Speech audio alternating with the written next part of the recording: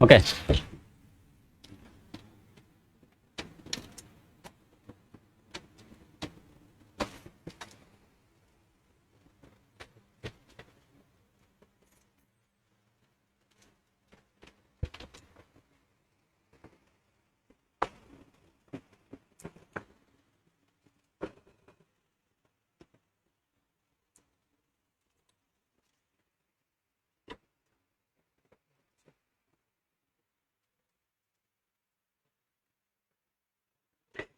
আসসালামু আলাইকুম প্রিয় শিক্ষার্থীরা, সবাই কেমন আছেন একটু জানাবেন। অনেকদিন পরে আপনাদের সাথে লাইভে যুক্ত হলাম। যেখান থেকে যুক্ত হয়েছেন এই মুহূর্তে আমার সাথে লাইভে, অবশ্যই জানাবেন কোথা থেকে যুক্ত হয়েছেন। পাশাপাশি আপনার আপনার টাইমলাইনে আজকের লাইভ ক্লাসটি শেয়ার দিবেন। ওকে, যারা আমার সাথে জুমে আছেন অভিনন্দন আপনাদের, স্বাগতম আপনাদের। অনেকদিন পর আপনাদের সাথে যুক্ত হলাম, আশা করি সবাই ভালো আছেন। তো আপনারাও চাইলে কমেন্ট করতে পারেন আপনাদের যদি কিছু জানার থাকে, কিছু বলার থাকে, বা আজকের ক্লাস নিয়ে যদি কোনো কিছু বলার থাকে। তো দেখেন, সামনে খুব শীঘ্রই আমরা বলতে পারি আগামী সপ্তাহে শুক্রবার, যদি কোনো দুর্ঘটনা না ঘটে বা কোনো সমস্যা না হয়, অনাকাঙ্ক্ষিত কোনো ঘটনার সম্মুখীন আমরা না হই, সেক্ষেত্রে আগামী সপ্তাহে কিন্তু আগামী শুক্রবারে বাংলাদেশ ব্যাংকের সহকারী পরিচালকের পরীক্ষাটা হওয়ার সম্ভাবনা আছে। যদি তারিখ দেওয়া হয়েছে ফিক্সড, কিন্তু আমি সম্ভাবনা এই জন্যই বললাম, হয়তো কোনো ঘটনার জন্য পরীক্ষার তারিখ কিন্তু মাঝে মাঝে চেঞ্জ হয়, সেটা একদমই আমরা ধরবো অনাকাঙ্ক্ষিত ঘটনা। তো যাই হোক, আমরা বাংলাদেশ ব্যাংকে এডিকে টার্গেট করে আজকে ফিনান্সিয়াল অ্যান্ড ব্যাংকিং টার্মের উপর কিছু গুরুত্বপূর্ণ বিষয় নিয়ে কথা বলবো। আমরা এর আগে আমার কাছে যতটুকু মনে হয় সেটা হচ্ছে 2 থেকে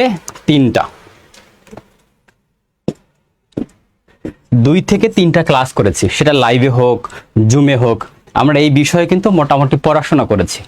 তো আজকে যে বিষয়টা নিয়ে আমরা কথা বলবো সেটা হচ্ছে সমগ্র বিষয়টা ফিনান্সিয়াল অ্যান্ড ব্যাংকিং। আমরা এই বিষয়ে কিন্তু এর আগেও কথা বলেছি, সেটা বিভিন্ন অফলাইন ক্লাসে বলেছি, অনলাইন ক্লাসে বলেছি, লাইভে বলেছি। আজকে আমরা সেই বিষয় নিয়ে কথা বলবো। তো এখন আমি প্রথমে আপনাদেরকে একটু পরামর্শ দিচ্ছি যে আপনি কিভাবে এই সময়টা পড়াশোনা করবেন।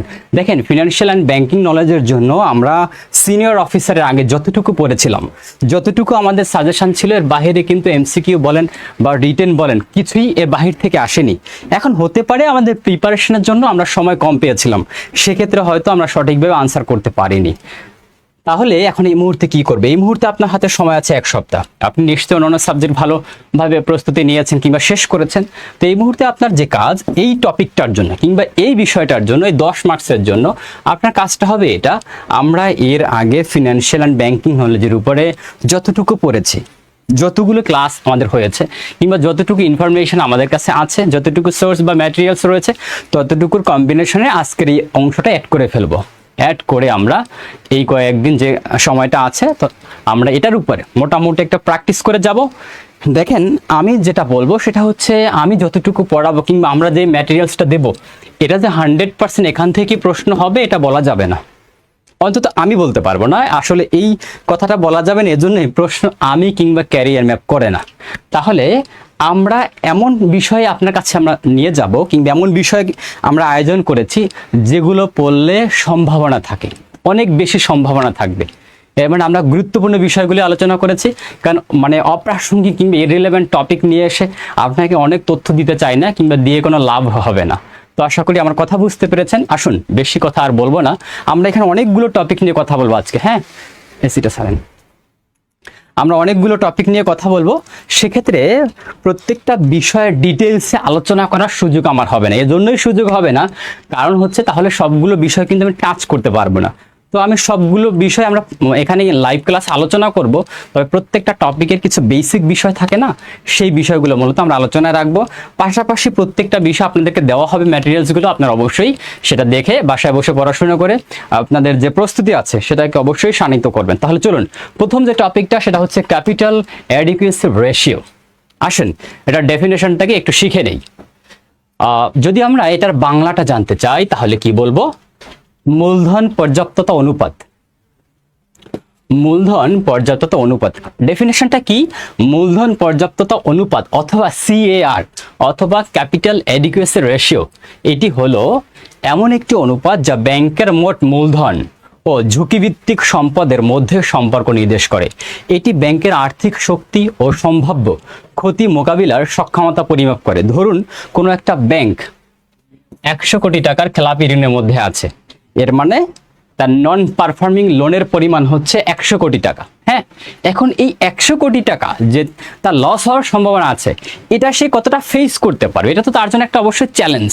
এই চ্যালেঞ্জটা সে কতটা ফেস করতে পারবে, এই ক্যাপাসিটি তার কতটা আছে, এটাই মূলত নির্দেশ করে সিএআর। আমি জাস্ট সংক্ষেপে আপনাকে একটা মেসেজ দিয়েছি। এর মানে একটা ব্যাংক যখন নন পারফর্মিং লোনের মধ্য দিয়ে যায় অথবা বেশি পরিমাণে এই লোন রয়েছে, এইটা সে কতটা ফেস করতে পারে, এই ক্যাপাসিটির নামই হচ্ছে মূলত সিএআর। আমরা ডিটেলসে পড়বো, জাস্ট আমি একটু এক লাইন আমি বলে দিলাম। আচ্ছা, আমি দেখি এই মুহূর্তে আমার সাথে লাইভে কারা আছেন, সেই সাথে আমরা বাকি অংশটা একটু পড়ে ফেলি। অর্থাৎ একটি ব্যাংক তার ঝুঁকিপূর্ণ ঋণ ও বিনিয়োগের বিপরীতে কতটুকু নিরাপদ মূলধন সংরক্ষণ করেছে সিএআর তা প্রকাশ করে। দ্যাট মিনস, ওই যে বললাম, এই ব্যাংকটা কি করলো, যে কোনো একটা ব্যাংক সে 100 কোটি টাকা খেলাপি ঋণের মধ্যে পড়েছে অথবা বিনিয়োগ করেছে। এখন এক্ষেত্রে তার যে ঝুঁকিটা রয়েছে, সেই ঝুঁকির বিপরীতে, এর মানে ধরুন তার বিনিয়োগের পরিমাণ কিংবা লোনের পরিমাণ হচ্ছে 100 কোটি টাকা। এই 100 কোটি টাকা যে তার উঠে যাবে কিংবা সম্পূর্ণ তার যে লাভ হবে, সেটা কিন্তু বলা যাচ্ছে না। এক্ষেত্রে কিন্তু একটা রিস্ক থাকবেই বা ঝুঁকি থাকবে। এই ঝুঁকিটা ফেস করার জন্য তার একটা সেফ জোন, মানে আপনারা বলতে পারেন নিরাপদ মূলধন, হ্যাঁ, সেফ ইনভেস্টমেন্ট বা সেফ ক্যাপিটাল কতটুকু পরিমাণ আছে, এই যে পার্থক্যটা বা এই যে দুইটার মধ্যে যে সমন্বয় কিংবা সম্পর্কটা, এটা নির্দেশ করার যে অনুপাত, সেটাই হচ্ছে সিআর। এটা এখানে কিন্তু সেই কথাটাই এখানে বলা আছে। আচ্ছা, আমরা একটু ডিটেলসে দেখি। দেখেন, এরপরে আমরা পরবর্তী অংশে একটু যাই, তাহলে বুঝতে পারবো। পরবর্তী অংশে কি আছে একটু দেখি। ধরুন, মানে একটা এক্সাম্পল দেওয়া আছে। হ্যাঁ, ধরুন আপনি ব্যবসা করছেন, ব্যবসার লাভ যেমন হতে পারে তেমনি ক্ষতিও হতে পারে। তাই বুদ্ধিমান ব্যবসায়ী ভবিষ্যতের ক্ষতি মোকাবেলা করার জন্য কিছু টাকা জমা রাখেন। এর মানে আপনি যদি বুদ্ধিমান ব্যবসায়ী হন, তাহলে আপনি কি করবেন, ভবিষ্যতে ক্ষতি হতে পারে, তো সেই ক্ষতি পোষানোর জন্য অথবা সেই ক্ষতিটাকে ফেস করার জন্য আপনি অবশ্যই কি করবেন, কিছু টাকা কিন্তু কিংবা কিছু মূলধন কিন্তু জমিয়ে রাখবেন। ওকে, আমি একটু লাইভে যাচ্ছি আমার সাথে কারা কারা যুক্ত আছে সেটা দেখার জন্য। এরপর কি আছে, একইভাবে ব্যাংকও ঋণ দেয়, বিনিয়োগ করে। এর মানে ব্যাংক লোন দিচ্ছে, পাশাপাশি ইনভেস্ট করে। এসব ক্ষেত্রে ঝুঁকি থাকে। যেই গল্পটা আমি অলরেডি বলেছি, যদি কোনো গ্রাহক ঋণ ফেরত না দেয়, দ্যাট মিনস ব্যাংক যদি নন পারফর্মিং লোনের মধ্যে পড়ে, তাহলে ব্যাংকের ক্ষতি হতে পারে। এর মানে কেউ লোন নিল, লোন পরিশোধ করছে না, এক্ষেত্রে কিন্তু ব্যাংকের ক্ষতি হতে পারে। এই ক্ষতি সামাল দেওয়ার জন্য ব্যাংকের নিজস্ব যে নিরাপত্তা মূলধন থাকে তা পর্যাপ্ত কিনা, সেটি সিএআর দ্বারা বোঝানো হয়। আশা করি আপনারা জাস্ট উদাহরণের মাধ্যমে যে ডেফিনেশনটা দেওয়া হয়েছে এটা বুঝতে পেরেছেন। আবার বলছি, ব্যাপারটা কি, এর মানে ব্যাংক দুইটা কাজ করে থাকে, সেটা হচ্ছে সে ঋণ দিবে, পাশাপাশি বিনিয়োগ করবে। এক্ষেত্রে কিন্তু তার ঝুঁকি থাকার সম্ভাবনা আছে অথবা ঝুঁকি আছে। তো এই ঝুঁকিটা ফেস করার জন্য, দেখেন এখানে বলাই আছে সামাল দেওয়ার জন্য, মানে কি, ফেস করার জন্য ব্যাংকের নিজস্ব যে নিরাপত্তা মূলধন থাকে তা পর্যাপ্ত কিনা, মানে সেটা ফেস করতে পারবে কিনা, এই যে রিস্কটা আছে এটা ফেস করার ক্যাপাসিটি তার আছে কিনা, এই ব্যাপারটাই মূলত সিএআর দ্বারা প্রকাশ করা হয়। আশা করি বুঝতে পেরেছেন। আচ্ছা, আমার সাথে যারা জুমে আছেন আপনারা একটু জানান তো, আপনারা ক্লিয়ার কিনা ব্যাপারটা। যারা জুমে আছেন আমার সাথে, বুঝতে পেরেছেন? আপনারা চাইলে কমেন্ট করতে পারেন, যারা জুমে আছেন আপনারা চাইলে কমেন্ট করতে পারেন, তাহলেও আমি আপনাদের রেসপন্সটা দেখতে পাবো। ওকে, থ্যাংক ইউ। ঠিক আছে, তাহলে আসেন পরবর্তী অংশে যাই। একটা ইংলিশ ডেফিনেশন দেওয়া আছে, অবশ্যই ইংলিশ ডেফিনেশনটা পড়বেন। দেখেন, আমরা ম্যাক্সিমাম কথাই বাংলায় পড়বো, বাট একদম যে অংশটা বাদ দেওয়ার সুযোগ নেই, কারণ যেখান থেকে প্রশ্নটা হবে ওটা কিন্তু আমরা ইংলিশে পড়বো। বাংলায় পড়বো সামগ্রিক বিষয়টাকে অনুধাবন করার জন্য, পারসিভ করার জন্য, রিয়েলাইজ করার জন্য, জাস্ট আমরা বোঝার জন্য বাংলায় পড়বো, বাট পরীক্ষা কিন্তু আসবে ইংলিশে। সেক্ষেত্রে কিন্তু আমাকে ইংলিশটা শিখে যেতে হবে। এই যে দেখেন, এখানে কিন্তু সমগ্র ইংলিশ ডেফিনেশনটা সংক্ষেপে বাট সামারাইজ করে দেওয়া আছে। হ্যাঁ, অবশ্যই ডেফিনেশনটা পড়ে ফেলবেন। এবার আসেন কিছু বৈশিষ্ট্যটা আমরা দেখি। ব্যাংকের মানে সিএআর এর বৈশিষ্ট্য, ব্যাংকের আর্থিক স্থিতিশীলতা নির্দেশ করে। এখন নির্দেশ করতে গিয়ে সে কি করে, সিএআর যত বেশি হবে ব্যাংক তত বেশি আর্থিকভাবে শক্তিশালী বলে বিবেচিত হবে। এর মানে একটা ব্যাংকের সিএআর এই অনুপাতটা যত বেশি হবে, ধরে নিতে হবে সেই ব্যাংকটা তত বেশি আর্থিকভাবে শক্তিশালী। কিভাবে শক্তিশালী একটু পরে দেখাবো। সিএআর বের করার নিয়ম আছে, একটু পরে আমরা দেখব। আমানতকারীদের স্বার্থ রক্ষা করে, যেহেতু ওই ব্যাংকে সিএআর ভালো, এর মানে ওই ব্যাংকটা লোন এবং ইনভেস্টে যেই রিস্ক আছে সেটা ফেস করার ক্যাপাসিটি রাখে। দ্যাট মিনস ওই ব্যাংকে যারা আমানতকারী আছে, যারা সহজ কথায় যারা ডিপোজিট করে অথবা যারা ইনভেস্ট করে, এক কথা ওই ব্যাংকের আমানতকারী যারা, হ্যাঁ, তারা কিন্তু মোটামুটি রিস্ক থেকে বের হয়ে থাকতে পারে। কারণ হচ্ছে তারা নিশ্চিত যে আমরা আমাদের এই ব্যাংকে ঝুঁকির মধ্যে পড়বো না। তো এরকম কিছু এখানে বৈশিষ্ট্য দেওয়া আছে, অবশ্যই বৈশিষ্ট্যগুলো পড়বেন। আমরা আর বেশি বৈশিষ্ট্য পড়তে যাব না, তাহলে আমাদের মূল আলোচনাটা শেষ করা সম্ভব হবে না। 5 নাম্বারটা একটু পড়ি। ব্যাংকের দেউলিয়া হওয়ার ঝুঁকি কমায়, যথেষ্ট মূলধন থাকলে ব্যাংক সহজে আর্থিক সংকটে পড়ে না। এর মানে নিচের যে লাইনটা, সেই লাইনটা হচ্ছে এই লাইনের ব্যাখ্যা। ব্যাংকের দেউলিয়া হওয়ার ঝুঁকি কমায়, দ্যাট মিনস যথেষ্ট মূলধন থাকলে, এর মানে তার যে ঝুঁকি আছে সেই ঝুঁকিটা ফেস করার মতো যথেষ্ট মূলধন থাকলে ব্যাংক সহজে আর্থিক সংকটে পড়ে না। বিনিয়োগকারীদের আস্থা বৃদ্ধি করে, কারণ বিনিয়োগকারীরা জানে এই ব্যাংকে রিস্ক নেই, তাহলে তারা অবশ্যই বিনিয়োগ করবে। উচ্চ সিএআর ব্যাংকের প্রতি বিনিয়োগকারী ও গ্রাহকদের বিশ্বাস বাড়ায়। এর মানে যখন মানুষ বুঝতে পারে যে এই ব্যাংকের রিস্ক কম, তখন কিন্তু এরা বিনিয়োগ করবে, পাশাপাশি গ্রাহক বেড়ে যাবে ওই ব্যাংকের। কেন সিএআর প্রয়োজন? কেন সিএআর প্রয়োজন? আসুন একটু দেখি। ধরুন একটি ব্যাংক 100 কোটি টাকা ঋণ দিয়েছে, এর মধ্যে যদি 1000 কোটি টাকা ঋণ দিয়েছে, এর মধ্যে যদি 200 কোটি টাকা আদায় না হয়, এর মানে কি দাঁড়ালো? তার ক্ষতি হয়েছে 200 কোটি টাকা। তাহলে বাকি অংশ কি দেখি। এখন প্রশ্ন হলো, এই ক্ষতি বহন করার মতো ব্যাংকের নিজস্ব মূলধন আছে কি? এই প্রশ্নের উত্তর দেয় সিএআর। এর মানে সিএআর যদি ভালো থাকে ওই ব্যাংকের, তাহলে সে উত্তর দিবে হ্যাঁ আছে। আর যদি খারাপ থাকে, উইক থাকে, তাহলে সে উত্তর কি দিবে? যে না, এই ক্ষতি পোষানোর মতো ক্যাপাসিটি এই ব্যাংকের নেই। সিএআর এর মূল উদ্দেশ্য কি? আমানতকারীর টাকা সুরক্ষা করা, যাতে ব্যাংক ক্ষতিগ্রস্ত হলেও গ্রাহকের আমানত ঝুঁকিতে না পড়ে। ব্যাংকের আর্থিক শক্তি যাচাই করা, ব্যাংক কতটা শক্তিশালী বা দুর্বল তা বোঝা যায় সিএআর এর মাধ্যমে। এবার আমরা ডিরেক্ট সিএআর এটা বের করা ওয়েতে একটু চলে যাই, না হয় আপনারা যতই দেখেন হয়তো বুঝতে পারবেন না যে সিএআর এটা আমরা কিভাবে দেখব।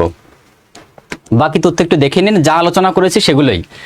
সিএআর সূত্র কি দেখেন, টিআইআর ট্রেয়ার অথবা স্টেপও বলতে পারেন আপনারা, এটাকে আপনারা চাইলে স্টেপও বলতে পারেন। Step 1, step 2।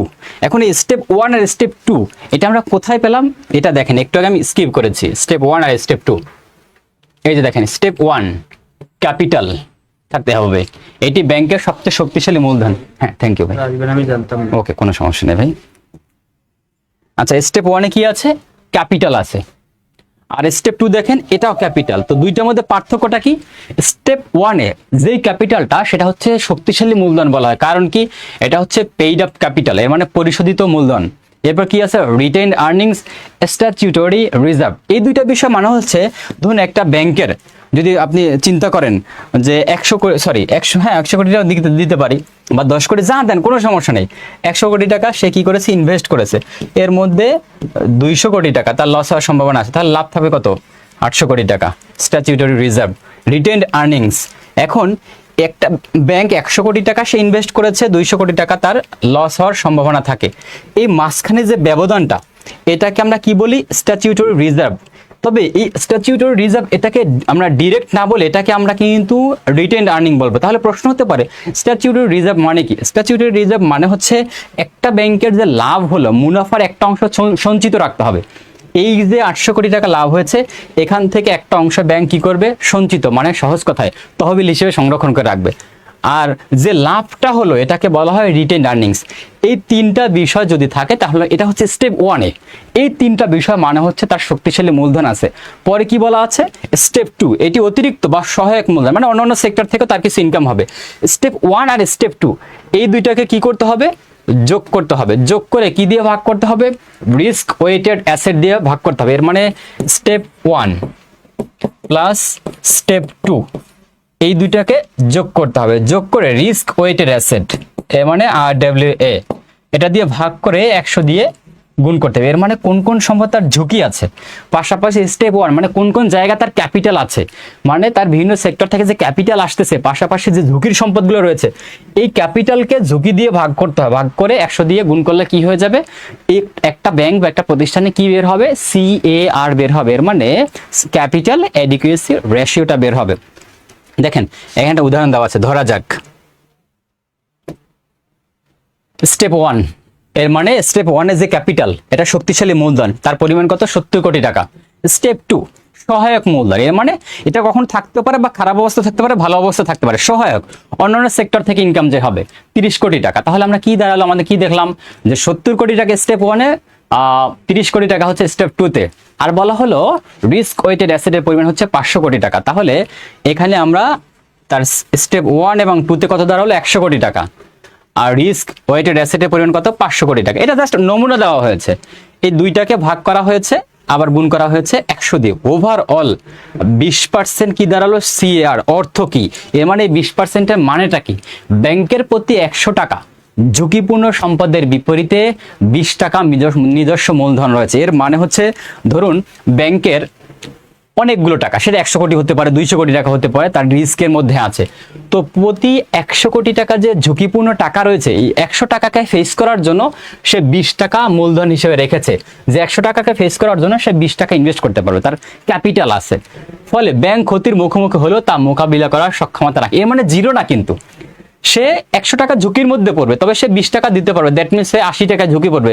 এর মানে কিন্তু শতভাগ সে ঝুঁকিতে নেই, কিছুটা হলেও কিন্তু সে সেফ জোনে আছে। এই ব্যাপারটা এর মানে কি দাঁড়ালো, ফলে ব্যাংক ক্ষতির মুখোমুখি হলো তা মোকাবিলা করার সক্ষমতা রাখে। এখন যদি এমন হতো যে এখানে আনসারটা 20% না 50% হতো, এর মানে সিএআর এর মান কত, 50, তাহলে এই ঝুঁকিটা কিন্তু আরো কমে যেত। এর মানে 100 টাকা ফেস করার জন্য তার 50 টাকা আছে, তাহলে আমরা কি বলতে পারি যে মাত্র 50% সে ঝুঁকিতে আছে। দ্যাট মিনস যদি কোনো ব্যাংকের সিএআর বাড়তে থাকে তাহলে ওই ব্যাংক শক্তিশালী, কমতে থাকলে ওই ব্যাংক দুর্বল। দেখেন এখানে এই কথাগুলো আবার একটু পরে বলা আছে। সিএআর বেশি হলে কি বোঝায়, ব্যাংক আর্থিকভাবে শক্তিশালী, ঝুঁকি মোকাবেলার সক্ষমতা বেশি, আমানতকারী অর্থ বেশি নিরাপদ, বিনিয়োগকারী আস্থা বৃদ্ধি পায়। সহজ কথায় ব্যাংকটা ভালো আছে। এর মানে সিএআর এর অনুপাত যত বাড়বে ব্যাংকটা ভালো অবস্থা আছে। যদি খারাপ হয় তখন কি হয়, ব্যাংকের ঝুঁকি বেশি, মানে নেগেটিভ কথা আসবে। এবার ক্ষতি হলে সমস্যা হতে পারে, নিয়ন্ত্রক সংস্থা সতর্ক হতে পারে, আমানতকারীদের জন্য উদ্যোগের কারণ হতে পারে। এর মানে আমরা যারা গ্রাহক আছে, আমানত করা আছি, আমাদের জন্য কিন্তু উদ্যোগের কারণ হবে। যেই ব্যাংকে তো আমরা রিস্কের মধ্যে আছি, এই ব্যাংকে তো আমরা সেফ জোনে নেই, এই ব্যাংক তো আমাদের ভালো অবস্থায় নিতে পারেনি। এবার আসেন সংক্ষিপ্ত উত্তর। সংক্ষিপ্তভাবে আবারও সিএআর সম্পর্কে বলা হয়েছে, এগুলো পড়ে নিয়েন, এগুলো আসলে পড়ার মতো কিছু নাই। শর্টকাটে সিএআর মানে কি, ক্যাপিটালকে, ক্যাপিটাল বলতে কি বোঝানো হচ্ছে, স্টেপ 1 + 2, এটাকে কি দিয়ে ভাগ করতে হবে, রিস্ক ওয়েটেড অ্যাসেট দিয়ে ভাগ করতে হবে, গুণ করতে হবে 100 দিয়ে। শেষ কথা, একটা ব্যাংকের যদি সিএআর উচ্চ অবস্থায় থাকে তাহলে ব্যাংকটা নিরাপদ, আর যদি সিএআর নিম্ন অবস্থায় থাকে তাহলে হচ্ছে ঝুঁকিপূর্ণ ব্যাংক। এর মানে দেখেন এখানে যত বাংলা কথাই বলি না কেন, ভালো করে যদি বুঝতে পারেন, ইংলিশে যত কঠিন ভাষায় লিখুক না কেন, আপনি কিন্তু আনসার করতে পারবেন রাইট। কারণ কি, ওখানে লেখা থাকবে হাই, ভাই আর কিছুই না। একটা ব্যাংকের সিএআর হাই আছে, হ্যাঁ, তাহলে ওই ব্যাংকের অবস্থান কি, সেফ, নিরাপদ ব্যাংক আছে। এখানে আসলে বাংলা দিয়ে বোঝানোর কারণ হচ্ছে এখন প্রচুর পরিমাণে ইংলিশ দিয়ে যদি আমি আপনাকে পড়াই, আপনি ক্যাচ করতে পারবেন না, আপনি এই বিষয়গুলো খুব সহজে নিতে পারবেন না। এজন্য মূলত বাংলা ইংলিশ মিক্সড করে পড়ানো হয়েছে। আশা করি আপনারা সিএআর অত্যন্ত গুরুত্বপূর্ণ একটা টপিক, মানে একটা ব্যাংকের যে হেলথ কন্ডিশন বোঝার জন্য কিন্তু সিএআর বোঝাটা অবশ্যই জরুরি। সেক্ষেত্রে আমরা প্রথমে যে টপিকটা নিয়েছিলাম সেটা কিন্তু সিএআর ছিল। ওকে, আমার সাথে লাইভে যারা আছেন একটু রেসপন্স করতে পারেন, হ্যাঁ, যারা জুমে আছেন ব্যাপারটা ক্লিয়ার কিনা বলেন তো।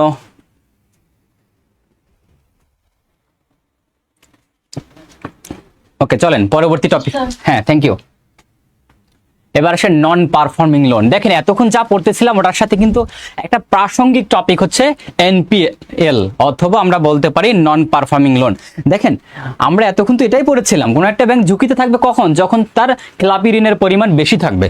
হ্যাঁ, এজন্যই আমরা কিন্তু সিএআর এর পরে ডিরেক্ট এনপিএল নিয়ে আসছি। কারণ আপনি যদি এনপিএল না বুঝেন, নন পারফর্মিং লোন না বুঝেন, তাহলে আপনি সিআর বুঝবেন না। কারণ সিআর এর সাথে সম্পর্ক কার আছে, এনপিএল এর। এনপিএলটাকে ফেস করার জন্যই তো কি আনতে হয়, এনপিএলটাকে ফেস করার জন্যই তো সিআর হিসাব করা হয়। শেখ সাদ্দাম, হ্যাঁ ওয়ালাইকুম সালাম ভাইয়া, কি অবস্থা আপনার? ওকে, দেখি তাহলে এনপিএলটা কি।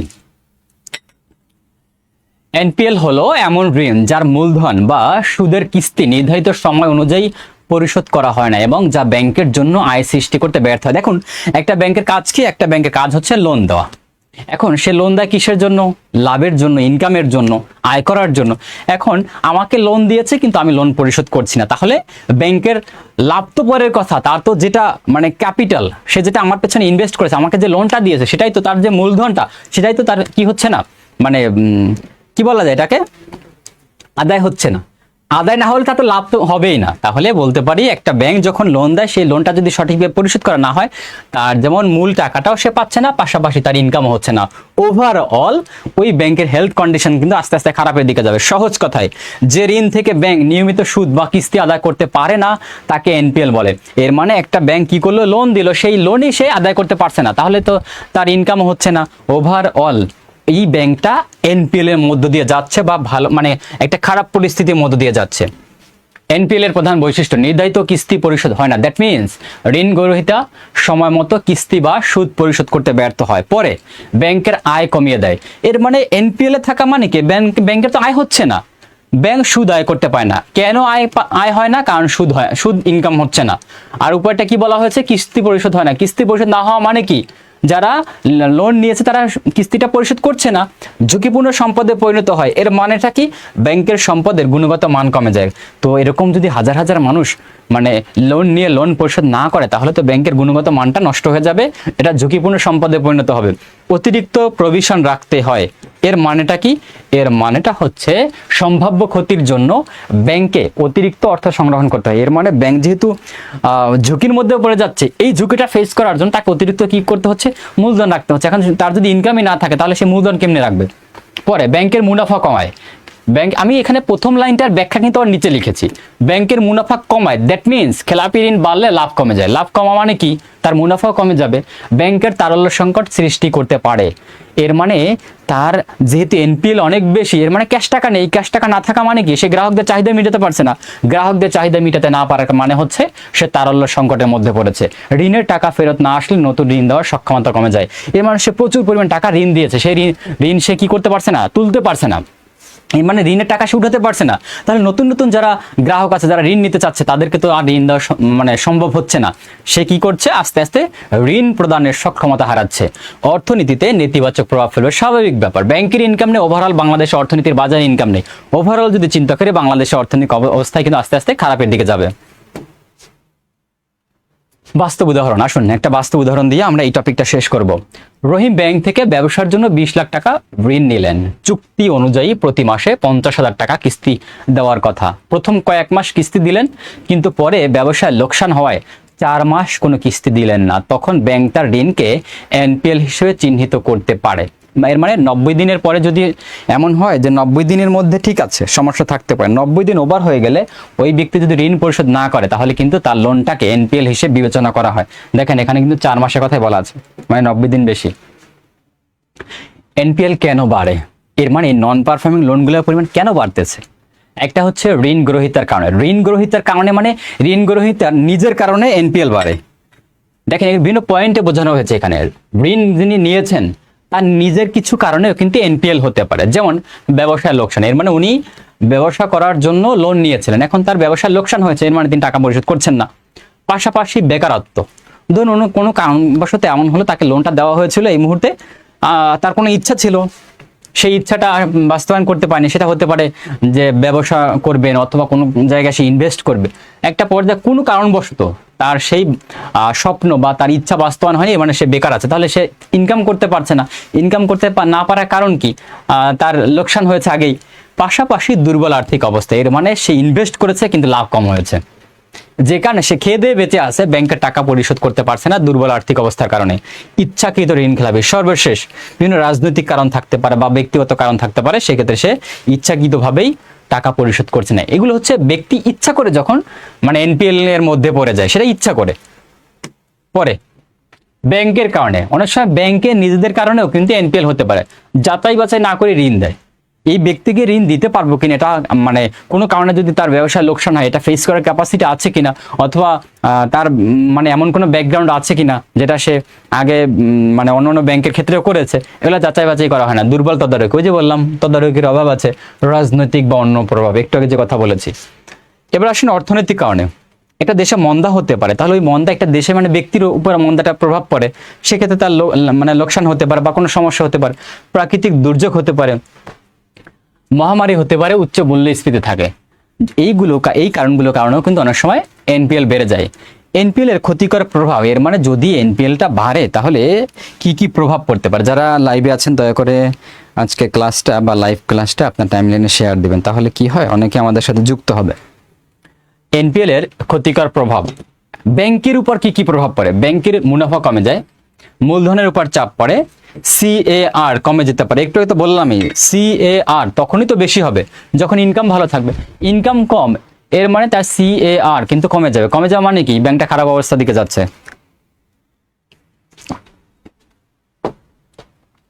এবার আসেন ব্যাংকের উপর যেটা প্রভাব সেটা বললাম। গ্রাহকের উপর কি প্রভাব পড়তে পারে? নতুন ঋণ পাওয়া কঠিন হয়।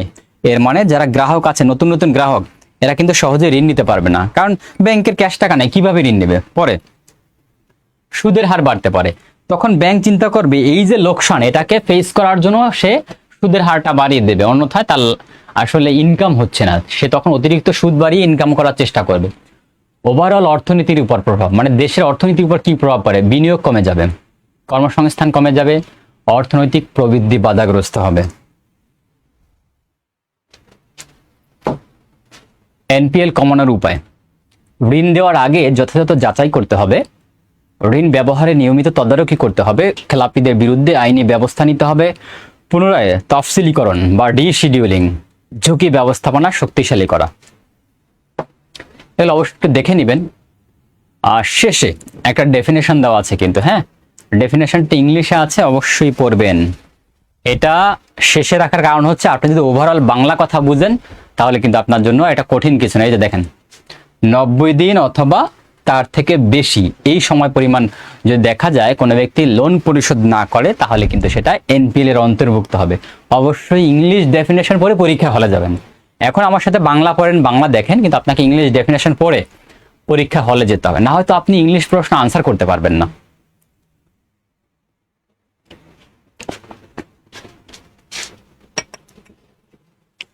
পরে ইনফ্লেশন, আমরা এর আগে অন্যান্য ক্লাসে ইনফ্লেশন পড়েছি, তাও ডিটেলসে পড়া হবে, এজন্যই মূলত এখানে দেওয়া হয়েছে। Inflation is a sustained increase in the general price level of goods and services in an economy over a period of time which reduce the purchasing power of money. সহজ কথায় ইনফ্লেশন হচ্ছে এমন একটা অবস্থা যখন পণ্যদ্রব্যের দাম বেড়ে যায়, হ্যাঁ, কিন্তু অর্থনীতির বাজারে কিন্তু মানুষের হাতে টাকা থাকে। দেখেন, মানুষের হাতে টাকা থাকে কিন্তু প্রোডাক্টের দাম বেশি, ওভারঅল কিন্তু পারচেজ করার ক্যাপাসিটি কমে যাবে। মানে আপনার হাতে টাকা আছে 100 টাকা, এখন একটা প্রোডাক্টের দাম হচ্ছে 120 টাকা, কিছুই করতে পারবেন না। অথবা টাকা আছে 100 টাকাই, প্রোডাক্টের দাম নর্মালি 80 টাকা, কিন্তু 100 টাকা দিয়ে নিতে হবে, কারণ ওরা 100 টাকার নিচে বিক্রি করবে না। এইভাবে যদি আস্তে আস্তে আপনি বেশি দাম দিয়ে কিনতে থাকেন, এর মানে আপনার ক্রাইম নিড, বুঝলাম, আপনাকে একসময় এরকম বেশি দাম দিয়ে কিনতে কিনতে কিন্তু আপনার অবস্থা এমন হবে আপনার কেনাকাটা করার ক্যাপাসিটি কমে যাবে। মানে কি, হাত থেকে টাকা থাকবে না, অথবা আপনি ইচ্ছা আগ্রহ হারিয়ে ফেলবেন। ওকে, আমরা পরবর্তীতে দেখি কি আছে। অর্থাৎ অর্থনীতিতে একটি নির্দিষ্ট সময় ধরে পণ্য ও সেবার সাধারণ মূল্যস্তর ক্রমাগত বৃদ্ধি পাওয়াকে মুদ্রাস্ফীতি বলে। এর ফলে টাকার ক্রয় ক্ষমতা কমে যায়। সহজ কথায় টাকার ক্রয় ক্ষমতা কমে যাওয়া মানে কি, যেই টাকা দিয়ে আপনি 80 টাকায় যেই পণ্য কিনতে পারতেন এখন সেই পণ্য পাচ্ছেন, এর মানে টাকার ক্রয় ক্ষমতা কিন্তু কমে গিয়েছে। আসুন বাংলা সংজ্ঞাটা দেখি। মুদ্রাস্ফীতি হলো এমন একটি অর্থনৈতিক অবস্থা যেখানে একটি দেশের অধিকাংশ পণ্য সেবার দাম ধারাবাহিকভাবে বৃদ্ধি পায় এবং একই পরিমাণ অর্থ দিয়ে আগের তুলনায় কম পণ্য বা সেবা কেনা যায়। একটু যেই গল্পটা বললাম আমি, সেই গল্পটা আবার সংজ্ঞা আকারে এখানে দেওয়া হয়েছে। এই যারা জুমে আছেন আপনারা কি বুঝতে পারতেছেন আমার আলোচনা? হ্যালো, একটু জানান তোমাকে ক্লিয়ার কিনা। ওকে, এবার আসেন যে ইনফ্লেশন হলে রেজাল্টটা কি হয়, মানে বৈশিষ্ট্য কি দাঁড়ায়। সাধারণ মূল্যস্তরে বৃদ্ধি ঘটে, শুধু একটি বা দুটি পণ্যের দাম বৃদ্ধি নয়, অধিকাংশ পণ্য ও সেবার দাম বৃদ্ধি পায়। এটা আবার ইংলিশে লিখে দিয়েছি। টাকার ক্রয় ক্ষমতা হ্রাস পায়। একটু আগে যে কথাটা বললাম যে আস্তে আস্তে বেশি দাম দিয়ে কিনতে কিনতে একটা পর্যায়ে এমন হবে যে আপনি টাকা অনেক বেশি দিচ্ছেন কিন্তু আপনি প্রোডাক্ট কম পাচ্ছেন। একই টাকা দিয়ে আগের তুলনায় কম জিনিস কেনা যায়, যে কথাটা এইমাত্র বলেছি। ধারাবাহিক প্রক্রিয়া, মূল্যবৃদ্ধি সাময়িক নয়, একটি নির্দিষ্ট সময় ধরে চলতে থাকে। মানে ইনফ্লেশন হলে এই দামটা কিন্তু একটা নির্দিষ্ট সময় থাকে। অর্থনীতির সামগ্রিক ঘটনা, এটি পুরো অর্থনীতিকে প্রভাবিত করে। জীবনযাত্রার ব্যয় বৃদ্ধি পায়, এর মানে আপনাকে বেশি দামে কিনতে হচ্ছে, বেশি খরচ করতে হচ্ছে। দ্যাট মিনস জীবনযাত্রার ব্যয় কিন্তু বৃদ্ধি পাচ্ছে, মানুষের দৈনন্দিন খরচ বেড়ে যাচ্ছে। আপনি যখন বেশি দাম দিয়ে কিনবেন এর মানে কি, আপনার জীবনযাত্রার ব্যয়টা কিন্তু বেড়ে যাচ্ছে। ওভারঅল কিন্তু আপনার সঞ্চয় করার যে প্রবণতা এটা কিন্তু হারাচ্ছেন, অথবা আমরা সঞ্চয় করার জন্য যতটুকু দরকার ছিল ততটুকু পারছি না। কারণ কি, আমাদের কিন্তু অবশ্যই খরচটা বেশি করতে হচ্ছে। ওকে, থ্যাংক ইউ জান্নাতুন নাইমা। পরে ইনফ্লেশনের কারণটা কি? চাহিদাজনিত মুদ্রাস্ফীতি বা ডিমান্ড পুল ইনফ্লেশন। যখন পণ্য ও সেবার চাহিদা সরবরাহের তুলনায়, সহজ কথায় সাপ্লাইয়ের তুলনায়, মানে যতটুকু দরকার ততটুকু নাই বাজারে, তখন কিন্তু প্রোডাক্টের দাম বৃদ্ধি পাবে। যেমন বাজারে চালের চাহিদা বেশি কিন্তু সাপ্লাই কম, ফলে চালের দাম বেড়ে যায়। এর মানে যখন আপনারা দেখবেন যে চাহিদা অনুযায়ী সাপ্লাই কম, তখন যে ইনফ্লেশনটা হয় সেটাকে বলা হয় ডিমান্ড পুল ইনফ্লেশন। আপনারা পরীক্ষার হলে গিয়ে দেখবেন ইংলিশে লেখা আছে যে চাহিদা অনুযায়ী প্রোডাক্টের সাপ্লাই কম, তাহলে আপনাকে মাথায় রাখতে হবে যে সাপ্লাই শব্দটা, এর মানে ডিমান্ড হচ্ছে হাই। হ্যাঁ, এগুলো বুঝে বুঝে পড়বেন। ইংলিশ পড়া লাগে না আসলে, যদি আপনি বুঝে বুঝে বাংলা পড়তে পারেন আসলে ইংলিশ লাগে না এমসিকিউ পরীক্ষার জন্য। ডিমান্ডটা থাকবে হাই বাট সাপ্লাই হচ্ছে low, that means demand pull inflation. পরে কি আছে? উৎপাদন ব্যয় বৃদ্ধি, এটাকে বলা হয় কস্ট অফ প্রোডাকশন, অথবা আপনি এই ইনফ্লেশনটাকে বলতে পারেন কস্ট পুশ ইনফ্লেশন। দেখেন, উৎপাদন ব্যয় বৃদ্ধি পাবে এর মানে কস্ট অফ প্রোডাকশন হবে, সেক্ষেত্রে উৎপাদকরা পণ্যের মূল্য বৃদ্ধি করে। আমি এত কিছু বুঝি না, আমি জানি এটা আমার একটা কোম্পানি আছে, সেখানে আমি শার্ট তৈরি করি বা আমার প্রোডাক্টটি হচ্ছে শার্ট। তো আমি যেই শার্ট আগে উৎপাদন করলে আমার 100 টাকা খরচ হতো, এখন সেই শার্ট 120 টাকা খরচ হচ্ছে বিভিন্ন কারণে। তো ওভারঅল 20 টাকা বেশি যাচ্ছে। আগে আমি 100 টাকার শার্ট 100 টাকায় উৎপাদন করে 120 টাকায় বিক্রি করতাম 20 টাকা লাভে। তো এখন আমার খরচ বেশি হচ্ছে, সেক্ষেত্রে তো আমি 120 টাকা শার্ট 140 টাকায় বিক্রি করবো, যেহেতু আমি 20 টাকা লাভ করি। ওভারঅল কথা হচ্ছে আমার খরচ বাড়ছে, আমি কিন্তু বাজারে বেশি দামে বিক্রি করব। তাহলে এই যে উৎপাদন ব্যয় বাড়ার কারণে এর প্রোডাক্টের রেটটাও বেড়ে গেল, এটাকে বলা হয় কস্ট পুশ ইনফ্লেশন। কারণ কি দেখেন, মজুরি বৃদ্ধি, যারা শ্রমিক আছে এদের কিন্তু মানে মজুরিটা বেশি দিতে হচ্ছে। কাঁচামালের মূল্য বৃদ্ধি, বিদ্যুৎ ও জ্বালানির মূল্য বৃদ্ধি। প্রত্যেকটা চিত্র বাংলাদেশের আলোকে লেখা হয়েছে, মানে এখানে যা কিছু পড়াচ্ছি আমি, যা কিছু এখানে নোট দেওয়া আছে বা যেই বিষয়গুলো আলোচনা করা আছে, মানে আমি অন্য দেশের আলোকে এগুলো আলোচনা করি না, সবকিছু বাংলাদেশের আলোকে। আর দেখবেন আমি এখানে ম্যাক্সিমাম বিষয় যে আলোচনা করি এখানে কোনো দেশের নাম বলি না, এজন্যই বলি না কারণ সবকিছু বাংলাদেশের বাস্তব চিত্রের আলোকে তুলে ধরা হয়েছে। সেক্ষেত্রে আমি কিন্তু অন্য দেশ আনি না, যেখানে প্রয়োজন সেখানে আমি দিব, কিন্তু বাকি যা আছে আপনাকে ধরে নিতে হবে এগুলি হচ্ছে বাংলাদেশের চিত্র। এবার উদাহরণ যদি জানতে চান বাংলাদেশে, এগুলি হচ্ছে বাংলাদেশের বাস্তব চিত্র। এবার আসেন 3 নম্বর, অর্থ সরবরাহ বৃদ্ধি। এর মানে প্রচুর পরিমাণে নোট প্রিন্ট করা হচ্ছে। নোট প্রিন্ট করলে কি হয়, বাজারে বেশি নোট থাকবে, সাপ্লাই বেশি হয়। দেখেন, বাজারে অতিরিক্ত অর্থ প্রবাহিত হলে পণ্যের চাহিদা বাড়ে এবং মূল্যস্ফীতি সৃষ্টি হয়। এর মানে বাংলাদেশ ব্যাংক বা সরকার অতিরিক্ত নোট প্রিন্ট করেছে। অতিরিক্ত নোট প্রিন্ট করে কি এটা রুমের মধ্যে রেখে দেবে, ব্যাংকের মধ্যে রেখে দেবে, সরকারের কাছে রেখে দেবে? না, এটা তো মানুষের হাতে চলে আসবে, অর্থনীতির বাজারে চলে আসবে। অর্থনীতির বাজারে আসা মানে কি, মানুষের হাতে প্রচুর টাকা থাকার কারণে কিন্তু টাকার মান কমে যাবে, প্রোডাক্টের দাম বৃদ্ধি পাবে। এটাও কিন্তু ওয়ান কাইন্ড অফ ইনফ্লেশন। আমদানিকৃত মুদ্রাস্ফীতি, বিদেশ থেকে আমদানি করা পণ্যের দাম বৃদ্ধি পেলে দেশের অভ্যন্তরীণ বাজারে দাম বেড়ে যায়। ধরুন আমরা বিদেশ থেকে একটা প্রোডাক্ট আনতাম 80 টাকায়, এখন আমাদের বিভিন্ন কারণে বৈশ্বিক যে পরিস্থিতি, সেই প্রোডাক্টের দাম এখন 100 টাকা। এর মানে আমি আগে 80 টাকার প্রোডাক্ট এনে 100 টাকা বিক্রি করতাম, এখন আমি 100 টাকা প্রোডাক্ট কিনছি, তাহলে আমাকে 100 টাকার বেশি দামে বিক্রি করতে হবে। এখন ওভারঅল কি দাঁড়ালো, যেই ইনফ্লেশনের মধ্যে আমরা যাই না কেন, ডিমান্ড পুল কস্ট পুশ যেটার মধ্যে আমরা যাই না কেন, শেষে গিয়ে কিন্তু রেজাল্ট এটাই দাঁড়ায় যে প্রোডাক্টের দাম বেশি। ইনক্রিজিং প্রাইসেস অফ প্রোডাক্ট, একটা পর্যায়ে কিন্তু যেই ইনফ্লেশনটা আসুক না কেন প্রোডাক্টের দাম কিন্তু বেশি অথবা বেড়ে যাচ্ছে। পরে প্রাকৃতিক দুর্যোগ, বন্যা, খরা। এই মুহূর্তে জানেন চট্টগ্রামে কিন্তু বন্যা হচ্ছে। ঘূর্ণিঝড় ইত্যাদির কারণে উৎপাদন কমে গেলে পণ্যের দাম বেড়ে যায়।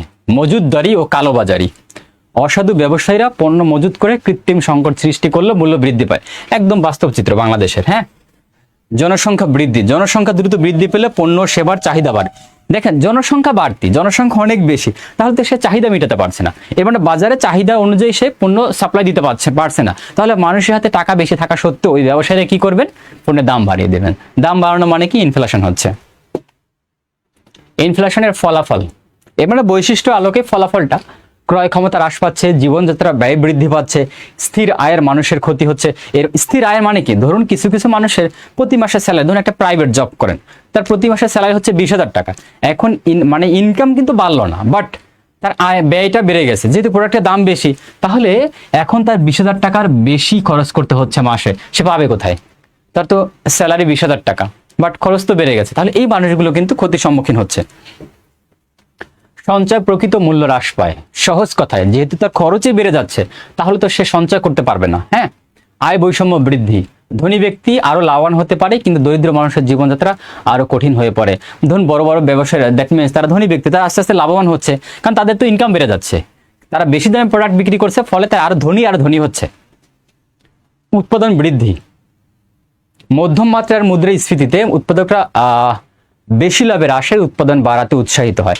কিছু কিছু ক্ষেত্রে দেখা যায় উৎপাদন বাড়ে, সেটার একটা কারণ আছে, মানে পজিটিভ কারণ না, নেগেটিভ কারণ। ওনারা চিন্তা করেন তো আমরা যাই উৎপাদন করি না কারণ তো বেশি দামে বিক্রি করতে পারবো, তখন এরা যেগুলো হচ্ছে দৈনন্দিন জীবনে যেই প্রোডাক্টগুলো আমাদের মানে না থাকলেই নয়, বা আমাদের অত্যন্ত জরুরি আমাদেরকে ব্যবহার করতে হয় বা ভোগ করতে হয়, ধরুন চাল ডাল ইত্যাদি ইত্যাদি, তো এই টাইপের প্রোডাক্টগুলো ওরা উৎপাদন বেশি করবে, কিন্তু ওরা জানে দিন শেষে আমরা খাবো বেশি দাম হলেও বা ভোগ করবো বেশি দাম হলেও, এই জন্য ওরা উৎপাদন বেশি করলেও দামটা বেশিই নিবে। কর্মসংস্থান বৃদ্ধি, উৎপাদন বৃদ্ধি পেলে নতুন কর্মসংস্থানের সুযোগ সৃষ্টি হতে পারে। অর্থনৈতিক অনিশ্চয়তা, বিনিয়োগকারী ও ব্যবসায়ীর ভবিষ্যৎ পরিকল্পনা করতে সমস্যায় পড়ে। ঋণ গ্রহীতার লাভ ও ঋণদাতার ক্ষতি। ওভারঅল কিছু বিষয় এখানে আলোচনা করা হয়েছে, বৈশিষ্ট্যগুলো একটু দেখে নিন, সবগুলো আলোচনা করার সুযোগ হচ্ছে না। পরীক্ষার জন্য মনে রাখার শর্টকাট, যে মূল্যস্ফীতির যে কারণের কথা বললাম, মূল্যস্ফীতির কারণগুলো আপনি কিভাবে মনে রাখবেন। HIDCMP, এইচ মানে হচ্ছে মজুত করা বা কালোবাজারি, মানে হোর্ডিং অ্যান্ড ব্ল্যাক। আই মানে হচ্ছে ইম্পোর্টেড ইনফ্লেশন, এর মানে বিদেশ থেকে যে পণ্যগুলো আনা হয় সেগুলোর দাম বেশি। ডিমান্ডফুল ইনফ্লেশন আমরা পড়েছি, কস্টফুল ইনফ্লেশন পড়েছি, মানি সাপ্লাই ইনক্রিজ, মানে বাজারে প্রোডাক্ট অপেক্ষা মানি সাপ্লাই বেশি, তাহলে ইনফ্লেশন হতে পারে। পপুলেশন গ্রোথ, জনসংখ্যা বৃদ্ধি, সবগুলোই কিন্তু আমরা পড়েছি, বাট একটু টেকনিকের মাধ্যমে এখানে একটু আলোচনা করা হলো। এবার আসেন ফলাফলটা একটু টেকনিকে শিখব। ফলাফলটা কি, SPLC EIB। SC মানে হচ্ছে সেভিংস ভ্যালু রিডাকশন। ফলাফল কি দাঁড়ায়, সেভিংস ভ্যালু রিডাকশন, সহজ কথায় সঞ্চয় করার প্রবণতা কমে যায়। পারচেজিং পাওয়ার ডিক্লাইন, ক্রয় ক্ষমতা হ্রাস পাচ্ছে। Loss to fixed income earners, এর মানে যাদের ফিক্সড ইনকাম ছিল তারা ক্ষতির সম্মুখীন হচ্ছে। সি মানে হচ্ছে কস্ট অফ লিভিং ইনক্রিজ, মানে জীবনযাত্রার যে মানটা সেটা কিন্তু আস্তে আস্তে মানে ব্যয়টা বৃদ্ধি পাচ্ছে। এমপ্লয়মেন্ট ইনক্রিজ, কর্মসংস্থান বৃদ্ধি পাচ্ছে। ওভারঅল দেশে ক্ষতি হচ্ছে, এই কর্মসংস্থান বৃদ্ধি পাচ্ছে, একটা চক্র বৃদ্ধি করছে। বৃদ্ধি করার কারণটা হচ্ছে তারা বেশি বেশি প্রোডাক্ট উৎপাদন করে ওটা আবার বেশি দামে বিক্রি করে, তাহলে কিন্তু ওভারঅল দেশের কোনো লাভ হচ্ছে না। ইনকাম ইনইকুয়ালিটি ইনক্রিজ, ইনকামে আয় বৈষম্য বাড়ছে, মানে আয় বৈষম্য বাড়া মানে ওই যে বললাম একটা শ্রেণী ধনী হচ্ছে, একটা শ্রেণী গরিবই থেকে যাচ্ছে। বিজনেস বা ইকোনমিক আনসার্টেনটি, এর মানে ব্যবসা বা অর্থনীতিতে অনিশ্চয়তা সৃষ্টি হচ্ছে। জাস্ট একটু টেকনিকে বোঝানো, আপনি যেভাবে খুশি সেভাবে পড়েন। এটা দূর করতে চাইলে কি করতে হবে, দূর করতে চাইলে সংকোচনমূলক মুদ্রানীতি প্রণয়ন করতে হবে। এই কাজটা কে করবে, কেন্দ্রীয় ব্যাংক। সেটা কিভাবে করবে, সুদের হার বৃদ্ধি করবে, ঋণ প্রদানে কঠোরতা আরোপ করবে। এর মানে বলে দিবে যে ঋণ যদি দিতে হয়, কোনো ব্যাংক যদি কাউকে ঋণ দেয় সেক্ষেত্রে কিছু নিয়মকানুন মেনটেন করে দিতে হবে। অর্থ সরবরাহ কমাতে হবে, সহজ কথায় নোট বা টাকা প্রিন্ট করবে কম, বাজারে টাকার পরিমাণ কম থাকবে, তখন ব্যবসায়ীরা মনে করবেন বাজারে টাকা নেই, তবে আমরা প্রোডাক্টগুলো রেখে তো লাভ নেই, তার থেকে কম দামে বিক্রি করে দেই।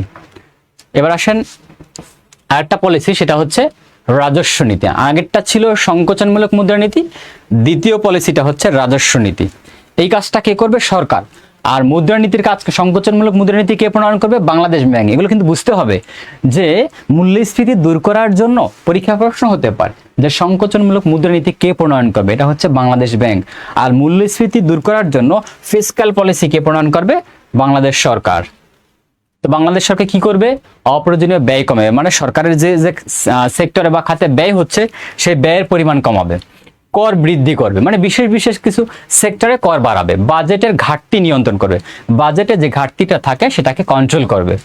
উৎপাদন বৃদ্ধি, কৃষি উৎপাদন বৃদ্ধি করবে, শিল্প উৎপাদন বৃদ্ধি করবে, সরবরাহ ব্যবস্থা উন্নত করে, মানে সাপ্লাই ব্যবস্থা বাড়াতে হবে, মজুতদারি ও কালোবাজারি নিয়ন্ত্রণ করতে হবে, বাজার তদারকি বৃদ্ধি করতে হবে, অসাধু ব্যবসায়ীদের বিরুদ্ধে ব্যবস্থা গ্রহণ করতে হবে, আমদানি বৃদ্ধি করতে হবে এবং সেটা সহজলভ্য আমদানি হতে হবে, প্রয়োজনীয় পণ্য আমদানি করে বাজারে সরবরাহ বৃদ্ধি করা। এবার আসেন ডিফ্লেশন। ডিফ্লেশনটা কি? দেখেন, ইনফ্লেশনের মোটামুটি বিপরীতে বলা যায় ডিফ্লেশন। ইংলিশ ডেফিনেশনটা পড়ে নিন, এটা আলোচনা করতে গেলে আমাদের আলোচনা দীর্ঘ হয়ে যাবে, আমরা পরবর্তী অংশে যাই। মূল্যপতন হলো অর্থনীতিতে পণ্য ও সেবার সাধারণ মূল্যস্তর ধারাবাহিকভাবে হ্রাস পাওয়া। এর আগে কি ছিল? পণ্য ও সেবার দাম বেশি ছিল ইনফ্লেশনে, আর এবার কিন্তু কি হবে বলেন তো? পণ্য ও সেবার মান মানে মূল্যস্তর কমে যাবে, যার ফলে মুদ্রার ক্রয় ক্ষমতা বৃদ্ধি পাবে। এর মানে এবার আপনি অল্প টাকায় বেশি কিনতে পারবেন, কারণ প্রোডাক্টের দাম কম। আর আগে ছিল বেশি টাকায় কম কিনতেন, এর মানে প্রোডাক্টের দাম বেশি ছিল। এতটুকু আমাকে বলেন তো, ইনফ্লেশন আর ডিফ্লেশনের এই মৌলিক পার্থক্যটা বুঝতে পেরেছেন কিনা একটু জানান। যারা লাইভে আছেন, পাশাপাশি যারা জুমে আছেন, এতটুকু বুঝতে পেরেছেন কিনা আমাকে একটু জানান।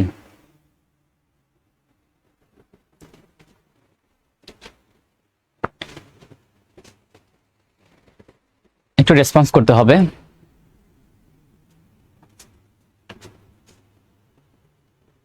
ওকে, বৈশিষ্ট্যটা কি তাহলে? সাধারণ মূল্য স্তরে মানে দাম সহজ কথায় হ্রাস পায়, অধিকাংশ পণ্য ও সেবার দাম কমে যায়,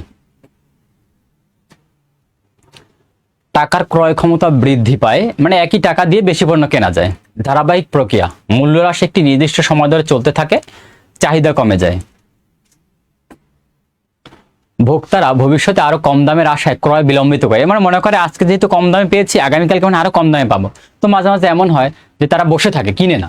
মূল্য পতনের কারণ সামগ্রিক চাহিদা হ্রাস, যখন মানুষের চাহিদা কমে যায় তখন কিন্তু প্রোডাক্টের দামও কমে যাবে। অর্থ সরবরাহ, ধরুন রমজান মাসের পরে মানে কাপড় চোপড়ের দাম কমে যায়, কারণ কি? তখন মানুষের চাহিদা কম থাকে। অর্থ সরবরাহ হ্রাস, অনেক সময় যদি মানি সাপ্লাই কম থাকে সেক্ষেত্রেও কিন্তু ডিফ্লেশন হতে পারে। বাজারে অর্থের পরিমাণ কমে যায়, বেকারত্ব বৃদ্ধি পায়, মানুষের আয় কমে যাওয়ায় ব্যয় কমে যায়। অতিরিক্ত উৎপাদন, অতিরিক্ত উৎপাদন হয়েছে তাহলে কি হবে? যে চাহিদা অনুযায়ী উৎপাদন হওয়া মানে কি? বাজারে সাপ্লাই অনেক বেশি, তখন যারা ব্যবসায়ী কিংবা উৎপাদক এরা চিন্তা করে এগুলো নষ্ট হয়েছে তার থেকে কম দামে বিক্রি করে দেয়। এর মানে মানুষ অল্প টাকায় বেশি কিনতে পারে। মূল্যপতনের ফলাফল মানে ডিফ্লেশন হলে রেজাল্টটা কি দাঁড়ায়? ভোক্তাদের লাভ হয়, কম দামে পণ্য কেনা যায়, ব্যবসায়িক মুনাফা হ্রাস পায়। এর মানে যারা ব্যবসায় তাদের মুনাফা হবে না তা না, বাট কম হবে। বেকারত্ব বৃদ্ধি পাবে। কেন বেকারত্ব বৃদ্ধি পাবে? উৎপাদন কমে গেলে কর্মসংস্থান কমে যায়। এর মানে যখন উৎপাদনটা কমে যাবে তখন তো কর্মসংস্থান কম হবে, দ্যাট মিনস বেকারত্ব বৃদ্ধি পাবে। অর্থনৈতিক প্রবৃদ্ধি হ্রাস, বিনিয়োগ ও উৎপাদন কম, এর মানে হচ্ছে লাভ কম, ইনকাম কম, এর মানে প্রবৃদ্ধি হ্রাস পাবে। এই জন্য ব্যালেন্স থাকতে হবে। ঋণের বোঝা বৃদ্ধি, ইনকাম যেহেতু কম তাহলে সে তো ঋণ পরিশোধ করতে পারবে না, ঋণ পরিশোধ তুলনামূলকভাবে কঠিন হয়ে যাবে। যেই কথাটা আমি বললাম এটাই লেখা আছে ব্যাখ্যায়। সংক্ষেপে বাংলা এবং ইংলিশে ডেফিনেশন দেওয়া আছে, দেখে নিন। দূর করার উপায়, এর মানে ডিফ্লেশন যদি আমরা দূর করতে চাই তাহলে কি করব? আগেরটা ছিল ইনফ্লেশন। ইনফ্লেশন যদি আমরা দূর করতে চাই, ইনফ্লেশন মানে কি? প্রচুর টাকা। সেটা যদি আমরা দূর করতে চাই, বাংলাদেশ ব্যাংক কি করবে? সংকোচনমূলক মুদ্রানীতি প্রণয়ন করবে। সংকোচনমূলক মুদ্রানীতি মানে কি? মানুষের কাছ থেকে টাকা নিয়ে নেবে, সহজ কথায়। আর এবার আসেন ডিফ্লেশন। ডিফ্লেশন মানে কি? মানুষের হাতে টাকা নাই, তাহলে টাকা যদি না থাকে তাহলে টাকা দিতে হবে, দিলে মানুষের হাতে টাকা আসবে। আর এটা যদি আপনি ডিফ্লেশনটা দূর করতে চান তাহলে সম্প্রসারণমূলক মুদ্রানীতি প্রণয়ন করতে হবে। সহজ কথায় নোট বেশি প্রিন্ট করতে হবে, মানুষের হাতে যাতে টাকা থাকে বা টাকা যায় সেই ব্যবস্থা করতে হবে। দেখেন কি লেখা আছে, সুদের হার কমাতে হবে, ঋণ প্রদান সহজ করতে হবে, যাতে মানুষ অল্প সুদে ঋণ নিতে পারে সেই ব্যবস্থা করতে হবে। ঋণ প্রদানের যে প্রসেসটা সেটা সহজ করতে হবে, জটিল থেকে সহজ করতে হবে, যাতে মানুষ ঋণমুখী হয়, ব্যাংক থেকে যাতে ঋণ পায় সহজেই। অর্থ সরবরাহ বৃদ্ধি করতে হবে, এর মানে বাজারে টাকার পরিমাণ বাড়াতে হবে, নোট প্রিন্ট করতে হবে। সরকারি ব্যয় বৃদ্ধি করতে হবে, বিভিন্ন সেক্টরে সরকারি ব্যয় বাড়াতে হবে। অবকাঠামো উন্নয়নে ব্যয় বৃদ্ধি করতে হবে, নতুন কর্মসংস্থান বৃদ্ধি করতে হবে, উন্নয়ন প্রকল্প বাস্তবায়ন করতে হবে, মানে খরচ করতে হবে, কর হ্রাস করতে হবে। যেখানে আগে বলা হতো কর বাড়াতে হবে, ইনফ্লেশন, আর এক্ষেত্রে কিন্তু কর কমাতে হবে। ভোগ ও বিনিয়োগ উৎসাহ প্রদান করতে হবে, যে মানুষকে বোঝাতে হবে যে আপনারা আপনাদের হাতে টাকা নিয়ে বসে থাকবেন না, ইনভেস্ট করেন, খরচ করেন, ভোগ করেন, তাহলে কিন্তু ওই টাকাটা একটা পর্যায়ে কিন্তু সরকার, ব্যাংক, অর্থনীতির বাজারে চলে যাবে। মানে মানুষ থেকে ব্যাংকের হাতে নিয়ে যেতে হবে টাকা। বিনিয়োগ বৃদ্ধি করতে হবে, শিল্প স্থাপনে প্রণোদনা প্রদান করতে হবে, কর্মসংস্থান বাড়াতে হবে, নতুন চাকরির সুযোগ সৃষ্টি করতে হবে, মানুষের আয় বৃদ্ধি করে চাহিদা বাড়ানো, ভোগ ব্যয় বৃদ্ধি, জনগণকে ব্যয় উৎসাহিত করা, অলরেডি আমরা পড়েছি। এবার আসেন ডিভ্যালুয়েশন। ইংলিশ ডেফিনেশন দেওয়া আছে, আমরা বাংলায় যাই, আপনারা পড়ে নিন। মুদ্রার অবমূল্যায়ন হলো সরকার বা কেন্দ্রীয় ব্যাংক কর্তৃক দেশে মুদ্রার বৈদেশিক মুদ্রার তুলনায় মূল্য আনুষ্ঠানিকভাবে কমিয়ে দেওয়া। এক্সাম্পল দেওয়া আছে, বাংলাদেশ 2022 সালে বাংলাদেশ ব্যাংক ধীরে ধীরে টাকার বিনিময় হার সমন্বয় করে, ফলে ডলারের বিপরীতে টাকার মূল্য কমে যায়। একটু উদাহরণ দেখি আমরা কি আছে। ভারত, আচ্ছা দেখেন এখানে উদাহরণ দেওয়া আছে উপরেই, $1 সমান 86 টাকা, $1 সমান 110 থেকে 120 টাকা প্লাস। এই উদাহরণটাকে আমরা একটু অন্যভাবে চিন্তা করি। ভারতের কথা বলা আছে, 1966 সালে ভারত সরকার রুপির বড় ধরনের অবমূল্যায়ন করে। উদাহরণটা কি ছিল? $1 মার্কিন 4.76, এটা থেকে বাড়িয়ে কি করলো 7.50 করলো। আরো কিছু উদাহরণ আছে, আমরা দেখি, প্রত্যেকটা বিষয় আমরা আলোচনা করবো। একটু ব্যাকে আসবো আবার। চীন কি করেছে? 2015 সালে চীন ইউয়ানের মূল্য কমিয়ে রপ্তানি খাতকে সহায়তা করে। মিশর কি করেছে? 2016 সালে মিশরীয় পাউন্ডের ব্যাপক অবমূল্যায়ন করা হয়, ফলে ডলারের বিপরীতে পাউন্ডের মূল্য উল্লেখযোগ্যভাবে কমে যায়। আচ্ছা, এত উদাহরণ দেওয়ার কারণে আমি আপনাদের একটু বোঝাই। কোনো দেশ ইচ্ছা করে এই মুদ্রার অবমূল্যায়ন করে, এর একটা কারণ আছে। এই কারণটা হচ্ছে রপ্তানি বৃদ্ধি করতে চাই। এর মানে ওই দেশে মুদ্রার মান ধরুন কোনো কারণে 10, ফর এক্সাম্পল। এখন ওই দেশ থেকে আপনি প্রোডাক্ট কিনতে চাইলে প্রতি প্রোডাক্ট প্রতি আপনাকে 10 টাকা দিতে হয় বা 10 একক খরচ করতে হয়। ওরা বলল ভাই আমাদের কাছ থেকে প্রোডাক্ট নিলে 10 দিতে হবে না, আপনারা 5 দিলেই ওই একই প্রোডাক্ট দিব। এখন অন্য দেশ কি করে? অন্য দেশ ওই সেম প্রোডাক্ট 10-এ বিক্রি করে, আর চীন, জাপান ইত্যাদি ইত্যাদি দেশগুলো সেম প্রোডাক্ট 5 এককে বিক্রি করে। এর মানে আগে যেখানে 10 এককে কিনতে হতো, এখন আপনি 5 এককে কিনতে পারছেন সেম প্রোডাক্ট। তাহলে ওরা কিন্তু মুদ্রার মানটা কমিয়ে ফেলেছে। এর একটা কারণ আছে। মুদ্রার মান কমানোর কারণ কি? রপ্তানি বৃদ্ধি, যাতে প্রচুর পরিমাণে সেল হয়, মানে রপ্তানি বাড়ে। পাশাপাশি এদের কিন্তু আমদানি কমে যায়, এরা আমদানি থেকে বের হয়ে যায়, কারণ আমদানি মানে খরচ, আমদানি হ্রাস পায় এসব দেশে। আমদানি মানে হচ্ছে খরচ, আর রপ্তানি বাড়া মানে কি? ইনকাম বাড়া। তো তাদের লক্ষ্য থাকে আয় বৃদ্ধি। এজন্যই কিন্তু কিছু কিছু দেশ ডিভ্যালুয়েশন করে থাকে।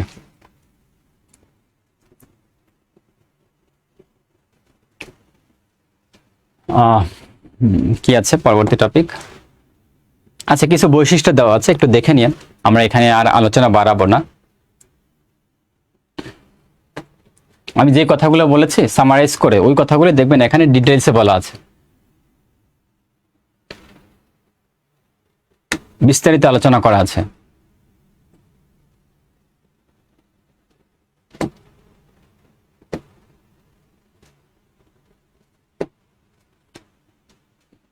ইংলিশ ডেফিনেশন দেওয়া আছে, এগুলো দেখবেন অবশ্যই। এবার আসেন আমরা এখান থেকে পড়বো। সফট কারেন্সি বা দুর্বল মুদ্রা। দুর্বল মুদ্রা আসলে কি?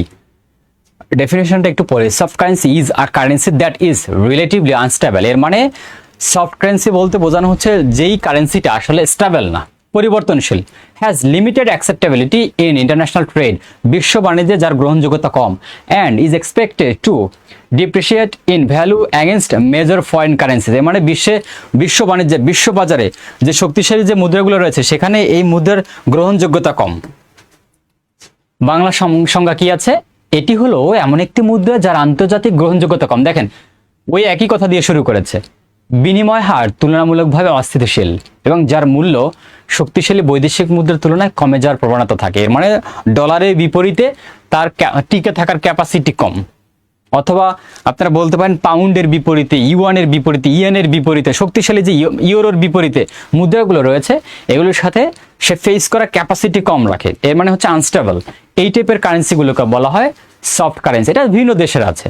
আন্তর্জাতিক গ্রহণযোগ্যতা কম, আমি বৈশিষ্ট্য পড়ছি, বিশ্বব্যাপী লেনদেনে খুব বেশি ব্যবহৃত হয় না। মূল্য অস্থিতিশীল, বিনিময় হার দ্রুত ওঠানামা করতে পারে, অবমূল্যায়নের ঝুঁকি বেশি, অন্যান্য শক্তিশালী মুদ্রার তুলনায় মূল্য কমে যেতে পারে।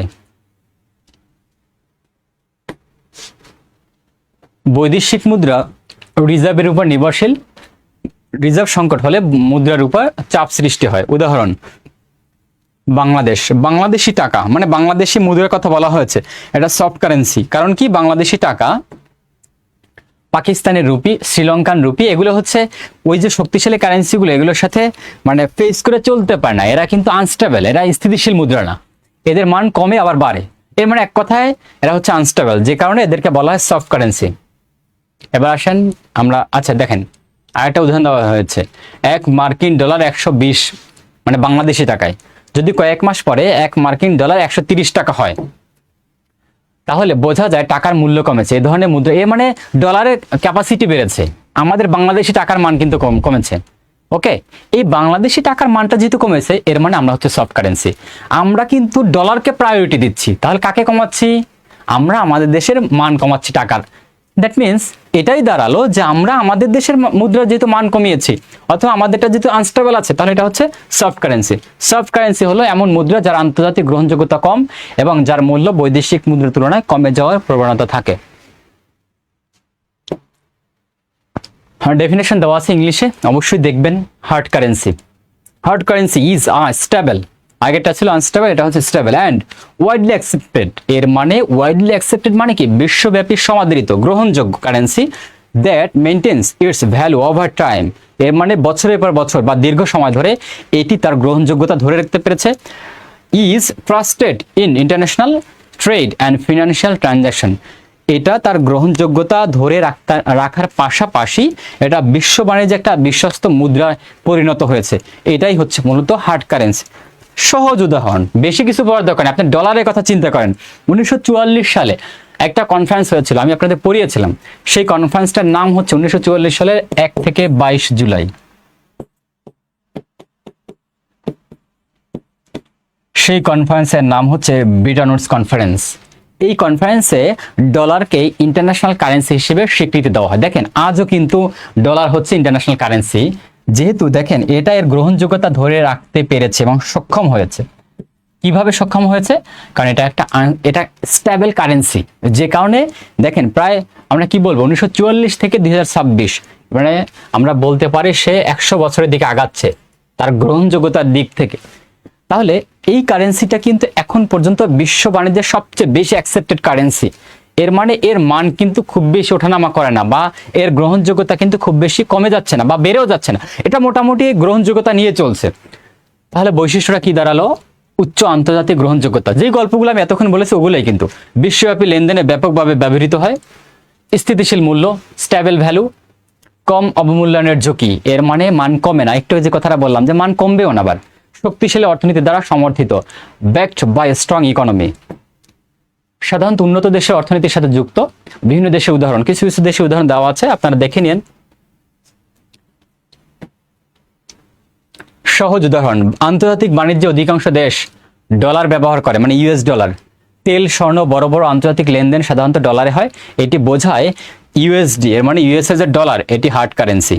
আমরা যখন তেল বা অন্য কিছু আমদানি রপ্তানি মানে করব, তখন কি আমরা টাকা ব্যবহার করি? না, ইউএসডি ব্যবহার করি। কারণ কি? এটা হচ্ছে একটা স্টেবল কারেন্সি, দ্যাট মিনস এটা হার্ড কারেন্সি, মানে লাভ হওয়ার সম্ভাবনা বেশি, ঝুঁকি থাকবে না। ইন আ ব্রিফ, সংক্ষেপে কি আছে? A hard currency is a stable and widely accepted currency that is trusted and used in international trade and backed by a strong economy. Hard currency হলো এমন মুদ্রা যা আন্তর্জাতিকভাবে ব্যাপকভাবে গ্রহণযোগ্য, স্থিতিশীল এবং শক্তিশালী অর্থনীতি দ্বারা সমর্থিত। আপনাদের কাজ হচ্ছে এখন বাংলায় বোঝা, পরীক্ষার জন্য অবশ্যই ইংলিশটা পড়বেন। রাকেশ ব্যানার্জি দীপ, থ্যাংক ইউ। লোন। এবার আসেন, পরবর্তী টপিকটা হচ্ছে লোন। এর আগে আমরা পড়েছিলাম নন পারফর্মিং লোন, আর এবার পড়বো আমরা শুধু লোন। তো এটা তো আপনার নর্মাল ব্যাপার, আপনারা বুঝেন। লোন বা ঋণ হলো ব্যাংক বা আর্থিক প্রতিষ্ঠান থেকে নির্দিষ্ট শর্তে সুদ সহ ধার করা অর্থ যা নির্দিষ্ট সময়ের মধ্যে ফেরত দিতে হয়। এটা আসলে বোঝার কিছু নাই, জাস্ট মানে টার্মটা আপনাকে জানানো, যেটা আপনাকে পড়তে হবে। এখানে উদাহরণ দেওয়া আছে যে একজন ছাত্র পড়াশোনার জন্য ব্যাংক থেকে ঋণ নেয় এবং ধীরে ধীরে সুদসহ ঋণ পরিশোধ করে। লেভারেজ, এটা বুঝতে হবে আপনাকে। লেভারেজটা কি? Leverage means using borrowed money to increase the potential return of an investment. Leverage হলো নিজের মূলধনের সাথে ঋণ ব্যবহার করে বিনিয়োগ বাড়ানো, বেশি লাভ করার কৌশল। ফর এক্সাম্পল, আমার কাছে কিছু টাকা পয়সা আছে, মানে অর্থ আছে। আমি মনে করি আমার কাছে 100 টাকা আছে, আমি আরো 50 টাকা ব্যাংক থেকে ঋণ নিব, ঋণ নিয়ে এই 150 টাকা আমি ইনভেস্ট করব। দেখেন ওই কথাটা বলা আছে নিজের মূলধনের সাথে, এর মানে আমার 100 টাকা আছে, ঋণ ব্যবহার করে আমি 50 টাকা ঋণ নিলাম। বিনিয়োগ বাড়ানো, এর মানে আমি আগে কোনো একটা সেক্টরে 100 টাকা ইনভেস্ট করতাম, এখন আমি 50 টাকা ঋণ নিয়েছি, আমার 150 টাকা হয়েছে, এর মানে আমার ইনভেস্টের পরিমাণ কিন্তু 50 টাকা বেড়েছে, ওভারঅল আমার ইনভেস্ট বেড়েছে। এক্ষেত্রে আমি 100 টাকা যদি 10 টাকা লাভ করতাম, 150 টাকা আমার 15 টাকা লাভ হবে। দ্যাট মিনস আপনার কিন্তু লাভ করার মানে সিস্টেমটা বেড়ে যাবে, এমন লাভ বেড়ে যাবে সহজ কথায়। এই প্রসেসটার নামে হচ্ছে লেভারেজ। একটি কোম্পানি নিজের টাকা ও ঋণ ব্যবহার করে ব্যবসা বড় করে। আমি জাস্ট একটা উদাহরণ দেওয়া আছে। এবার আসেন সিকিউরিটাইজেশন। সিকিউরিটাইজেশন এর মানেটা কি আসলে? Securitization is the process of converting loans or other financial assets into tradable securities. আসেন আমরা বাংলা দিয়ে বুঝি। সিকিউরিটাইজেশন হলো ঋণ বা আর্থিক সম্পদকে এমনভাবে রূপান্তর করা যাতে তা বাজারের শেয়ার বা বন্ডের মতো বিক্রি করা যায়। মানে আপনার সম্পদ আছে, সেই সম্পদটাকে এমনভাবে তৈরি করতে হবে বা এমনভাবে রূপান্তর করতে হবে অন্য একটা সম্পদে, যাতে সেটা আর্থিক বাজারে বিক্রি করতে পারেন বন্ড আকারে। ব্যাংক বিভিন্ন হোম লোন একত্র করে সেগুলো বন্ড আকারে বিক্রি করে। দেখেন এর মানে সে ব্যাংক কি করে বিভিন্ন হোম লোনগুলোকে বন্ড আকারে বিক্রি করে, এর মানে সম্পদের কিন্তু রূপান্তর করেছে। ডাইভার্সিফিকেশন, বিনিয়োগ বৈচিত্র্য, মানে সবসময় ধরুন একটা ব্যাংক সবসময় শিল্পে ইনভেস্ট করে, তো এক্ষেত্রে মাঝে মাঝে যদি দেশের শিল্প ধ্বংস হয় অথবা শিল্পের ক্ষতি হয়, এর মানে কি ব্যাংকের ক্ষতি হবে, তখন ব্যাংক চিন্তা করলো এই যে ইনভেস্টমেন্টটা করা হচ্ছে একটা সেক্টরে, এটা কি করতে হবে, ডাইভার্সিফাই করতে হবে, বিভিন্ন সেক্টরে তাকে ইনভেস্ট করতে হবে। একটা সেক্টর ক্ষতির সম্মুখীন হলে যাতে অন্য একটা সেক্টর থেকে সে ওই ঝুঁকিটাকে সে পুষিয়ে উঠতে পারে, মানে লাভ যাতে হয়, যাতে রিস্ক বেশি না থাকে। ডাইভার্সিফিকেশন হলো ঝুঁকি কমানোর জন্য বিভিন্ন খাতে বা সম্পদে বিনিয়োগ করা। যেই গল্প বলেছি সেই গল্প এখানে আবার সংক্ষেপে বলা আছে। এর মানে বহুমুখী চিন্তা করতে হবে বিনিয়োগের জন্য। একজন বিনিয়োগকারী উদাহরণ দেওয়া আছে, শুধু এক জায়গায় না বিনিয়োগ করে বিভিন্ন খাতে বিনিয়োগ করা। অবশ্যই বুঝতে পেরেছেন, কঠিন কিছু না। ক্রেডিট রিস্ক, দাঁড়ান একটু পানি খেয়ে নি ভাই। Credit risk is the risk that a borrower will fail to repay the loan or meet financial obligations. Credit risk হলো ঋণ গ্রহীতা সময়মতো ঋণ পরিশোধ করতে ব্যর্থ হওয়ার সম্ভাবনা। এর মানে ঋণ ঝুঁকি। ক্রেডিট রিস্ক এটার বাংলাই হচ্ছে ঋণ ঝুঁকি। একজন ঋণ নিয়েছে, উনি সময়মতো ঋণটা পরিশোধ করতে পারছেন না, এর মানে ওনার ঋণে কি আছে, রিস্ক আছে বা ঝুঁকি আছে। তো এই পরিস্থিতির নামে হচ্ছে ক্রেডিট রিস্ক। এবার আসেন মার্কেট রিস্ক। দেখেন এখানে ক্রেডিট রিস্কের একটা এক্সাম্পল দেওয়া আছে। ঋণ নেওয়া প্রতিষ্ঠান দেউলিয়া হয়ে গেলে ব্যাংকের টাকা ফেরত আসে না, দ্যাট মিনস তার ঋণের উপর ঝুঁকি পড়েছে, এর মানে ক্রেডিট রিস্ক হয়েছে। পরে market risk. Market risk is the risk of loss due to change in market prices such as interest rates, stock prices or exchange rates. আসেন এর ভাবার্থ কি দাঁড়ালো? মার্কেট রিস্ক হলো বাজারের দাম পরিবর্তনের কারণে বিনিয়োগে ক্ষতির সম্ভাবনা। বাজারে বারবার দামের পরিবর্তন হচ্ছে, সেক্ষেত্রে যারা বিনিয়োগ করে বসে আছে তাদের কিন্তু ক্ষতির সম্ভাবনা আছে। এখানে কি আছে উদাহরণ? অর্থনৈতিক মন্দার কারণে শেয়ার বাজার পড়ে গিয়ে ক্ষতি হয়, এর মানে শেয়ার বাজার ধস হতে পারে। তো শেয়ার বাজার ধস হওয়া মানে কি, বাজারে দামের পরিবর্তন হওয়া, এর মানে বিনিয়োগ, শেয়ার বাজারে ধস মানে কিন্তু আপনার বিনিয়োগে ক্ষতি হয়েছে। এই যে বিনিয়োগে ক্ষতি হয়েছে, এর মানে আপনি মার্কেট রিস্কের মধ্যে পড়েছেন। এর মানে আপনার টার্গেট ছিল আপনি শেয়ারে ইনভেস্ট করবেন, আপনার তখন মনে হচ্ছিল যে আমি 2 লাখ টাকা করে গোল্ড বিক্রি করতে পারবো প্রতি ভরি, কিন্তু ওইটা চিন্তা করে আপনি ওইভাবে ইনভেস্ট করেছিলেন, কিন্তু গোল্ডের দাম পড়ে গেল, এখন হলো 1,40,000 টাকা। এর মানে আপনি কিন্তু মার্কেট রিস্কে পড়েছেন। এই মার্কেট রিস্ক বুঝতে পেরেছেন? আমাকে একটু জানান তো।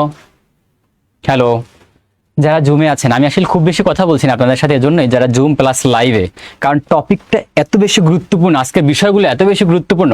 আমার মনে হয় আমি আপনাদের সাথে বেশি কথা না বলে আমি যদি বেশি আলোচনা করি সেটা আপনাদের জন্য বেশি ইফেক্টিভ হবে। এজন্য আসলে খুব বেশি কথা বলার সুযোগ হচ্ছে না। যারা জুমে আছেন আমার সাথে একটু রেসপন্স করেন, অনেকেই আছেন, একটু রেসপন্স করলে একটু ভালো হয়। হ্যাঁ, আপনারা কেউ একজন বলেছেন যে এটা পিডিএফ মনে চাচ্ছেন, হ্যাঁ অবশ্যই দেওয়া হবে, অবশ্যই পাবেন, দেওয়া হবে। হ্যাঁ ম্যাটেরিয়াল তো দেওয়াই হবে, যারা আমার সাথে লাইভে আছেন ক্লিয়ার কিনা বলেন তো, আমি আপনাদের সাথে কথা বলতে বলতে 1 মিনিট রেস্ট নিচ্ছি, একটু জানান আমাকে বুঝতে পারতেছেন কিনা। আসেন ডাম্পিংটা পড়ি।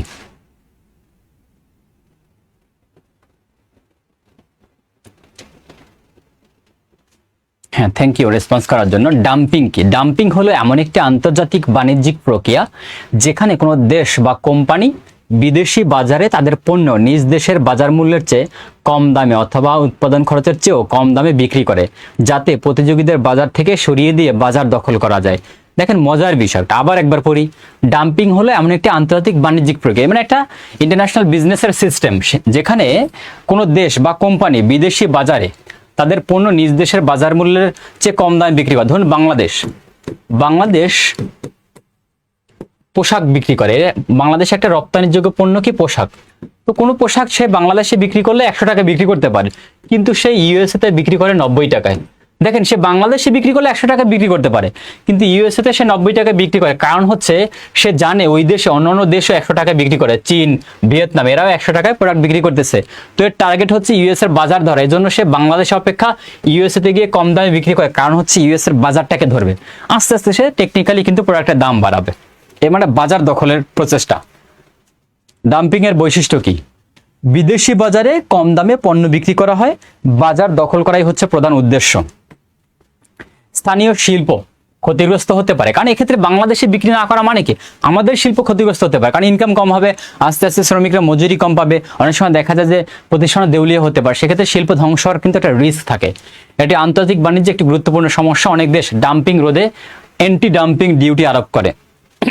উদাহরণ ধরা যাক, চীনের একটি কোম্পানি দেশে একটি স্টিলের শিট $100 বিক্রি করে, কিন্তু বাংলাদেশে একই স্টিলের শিট $70 বিক্রি করছে। এক্ষেত্রে বিদেশে কম দামে বিক্রি করা এটি ডাম্পিং হিসেবে বিবেচিত হবে। এর মানে চীন ওদের দেশে বিক্রি করে 100 টাকা, বাংলাদেশের বাজার ধরার জন্য বাংলাদেশে এসে 70 টাকায় বিক্রি করে। দ্যাট মিনস ওরা চাচ্ছে বাংলাদেশের বাজার দখল করবে, যাতে আমরা চীনমুখী অন্য দেশ থেকে যাতে প্রোডাক্ট না কিনি। উদাহরণ 2, একটি বিদেশি কোম্পানি বাংলাদেশে মোবাইল ফোন খুব কম দামে বিক্রি করছে, যাতে বাংলাদেশের স্থানীয় মোবাইল প্রস্তুতকারক কোম্পানিগুলো প্রতিযোগিতায় টিকতে না পারে। এটিও ডাম্পিং এর উদাহরণ। এর মানে দেখেন, অনেক সময় কিন্তু বাংলাদেশে ওরা এসে কম দামে বিক্রি করার ফলে আমরা কি করব? ওদেরগুলো কিনবো, ফলে আমাদের যে স্থানীয় যে প্রতিষ্ঠানগুলো আছে সেগুলো কিন্তু লসে পড়ে যাবে। সহজ কথায় স্থানীয় যে বাজার রয়েছে, স্থানীয় যে প্রতিষ্ঠানগুলো রয়েছে সেগুলো কিন্তু ধ্বংসের সম্মুখীন হবে, কারণ ওরা তো মানে এই বাজারে টিকে থাকতে পারবে না, কারণ ওদের থেকে বিদেশি কোম্পানিগুলো কম দামে বিক্রি করছে। ডাম্পিং এর ফলাফল, ইতিবাচক কিছু ফলাফল আছে। ভোক্তারা কম দামে পণ্য পাচ্ছে, আমদানিকারক দেশের বাজারে পণ্যের সরবরাহ বৃদ্ধি পায়। এর মানে আমরা অন্য দেশ থেকে এই দেশে যে পণ্যগুলো নিয়ে আসছি কম দামে, সেক্ষেত্রে আমাদের সারা দেশে সাপ্লাই ভালো হচ্ছে।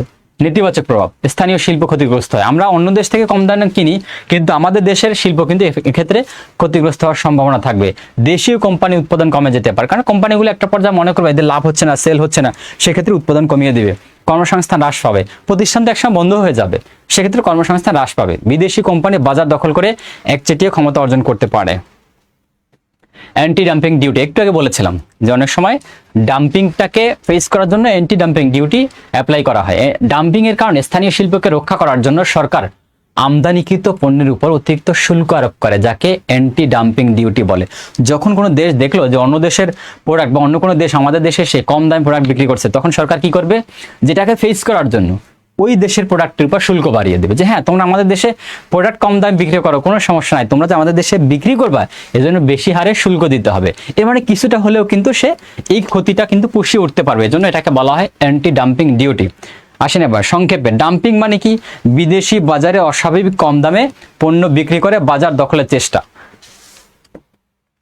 মানি লন্ডারিং, মানি লন্ডারিং হলো অবৈধভাবে অর্জিত অর্থ, যেমন ঘুষ, দুর্নীতি, মাদক ব্যবসা, চোরাচালান ইত্যাদি থেকে প্রাপ্ত অর্থ বিভিন্ন আর্থিক লেনদেনের মাধ্যমে এমনভাবে বৈধ বা আইনসম্মত অর্থ হিসেবে দেখানোর প্রক্রিয়া যাতে প্রকৃত অর্থের উৎস গোপন থাকে। সহজ কথায় মানে অবৈধভাবে টাকা ইনকাম করে সেটাকে বৈধ করার যে চেষ্টা বা অবৈধর যে ওয়েটা ছিল সেটাকে ঢেকে রাখার যে প্রচেষ্টা, সেটাকেই বলা হয় মানি লন্ডারিং। এখানে কিছু ডেফিনেশন দেওয়া আছে। মানি লন্ডারিং এর কিছু ধাপ আছে, মানে কিভাবে মানি লন্ডারিং করা হয়। প্রথম ধাপটা হচ্ছে প্লেসমেন্ট। প্লেসমেন্টের ডেফিনেশন পড়ার দরকার নেই, বাসা বসে পড়ে নিন, আমি উদাহরণটা বোঝাই। একজন মাদক ব্যবসায়ী 10 লক্ষ টাকা নগদ অর্থ বিভিন্ন ব্যাংক অ্যাকাউন্টে ছোট ছোট অঙ্কে জমা। এর মানে একজন মাদক ব্যবসায়ী কি করলেন, 10 লক্ষ টাকা, মানে মাদক ব্যবসা মানে কি, সে মাদকের মাধ্যমে বিভিন্ন ইনকাম করলো, সেই টাকাটা মানে 10 লক্ষ টাকা ইনকাম করে বিভিন্ন ব্যাংক অল্প অল্প করে রেখেছে, কারণ 10 লক্ষ টাকা এক জায়গায় রাখতে গেলে হয়তো সে সন্দেহের মধ্যে পড়ে যাবে, এটাকে বলা হয় প্লেসমেন্ট। এবার আসেন লেয়ারিং। লেয়ারিং মানে কি, ব্যাংকে জমাকৃত অর্থ বিভিন্ন অ্যাকাউন্টে স্থানান্তর করা হলো, বিদেশে পাঠানো হলো, আবার অন্য কোম্পানির নামে ফিরিয়ে আনা হলো।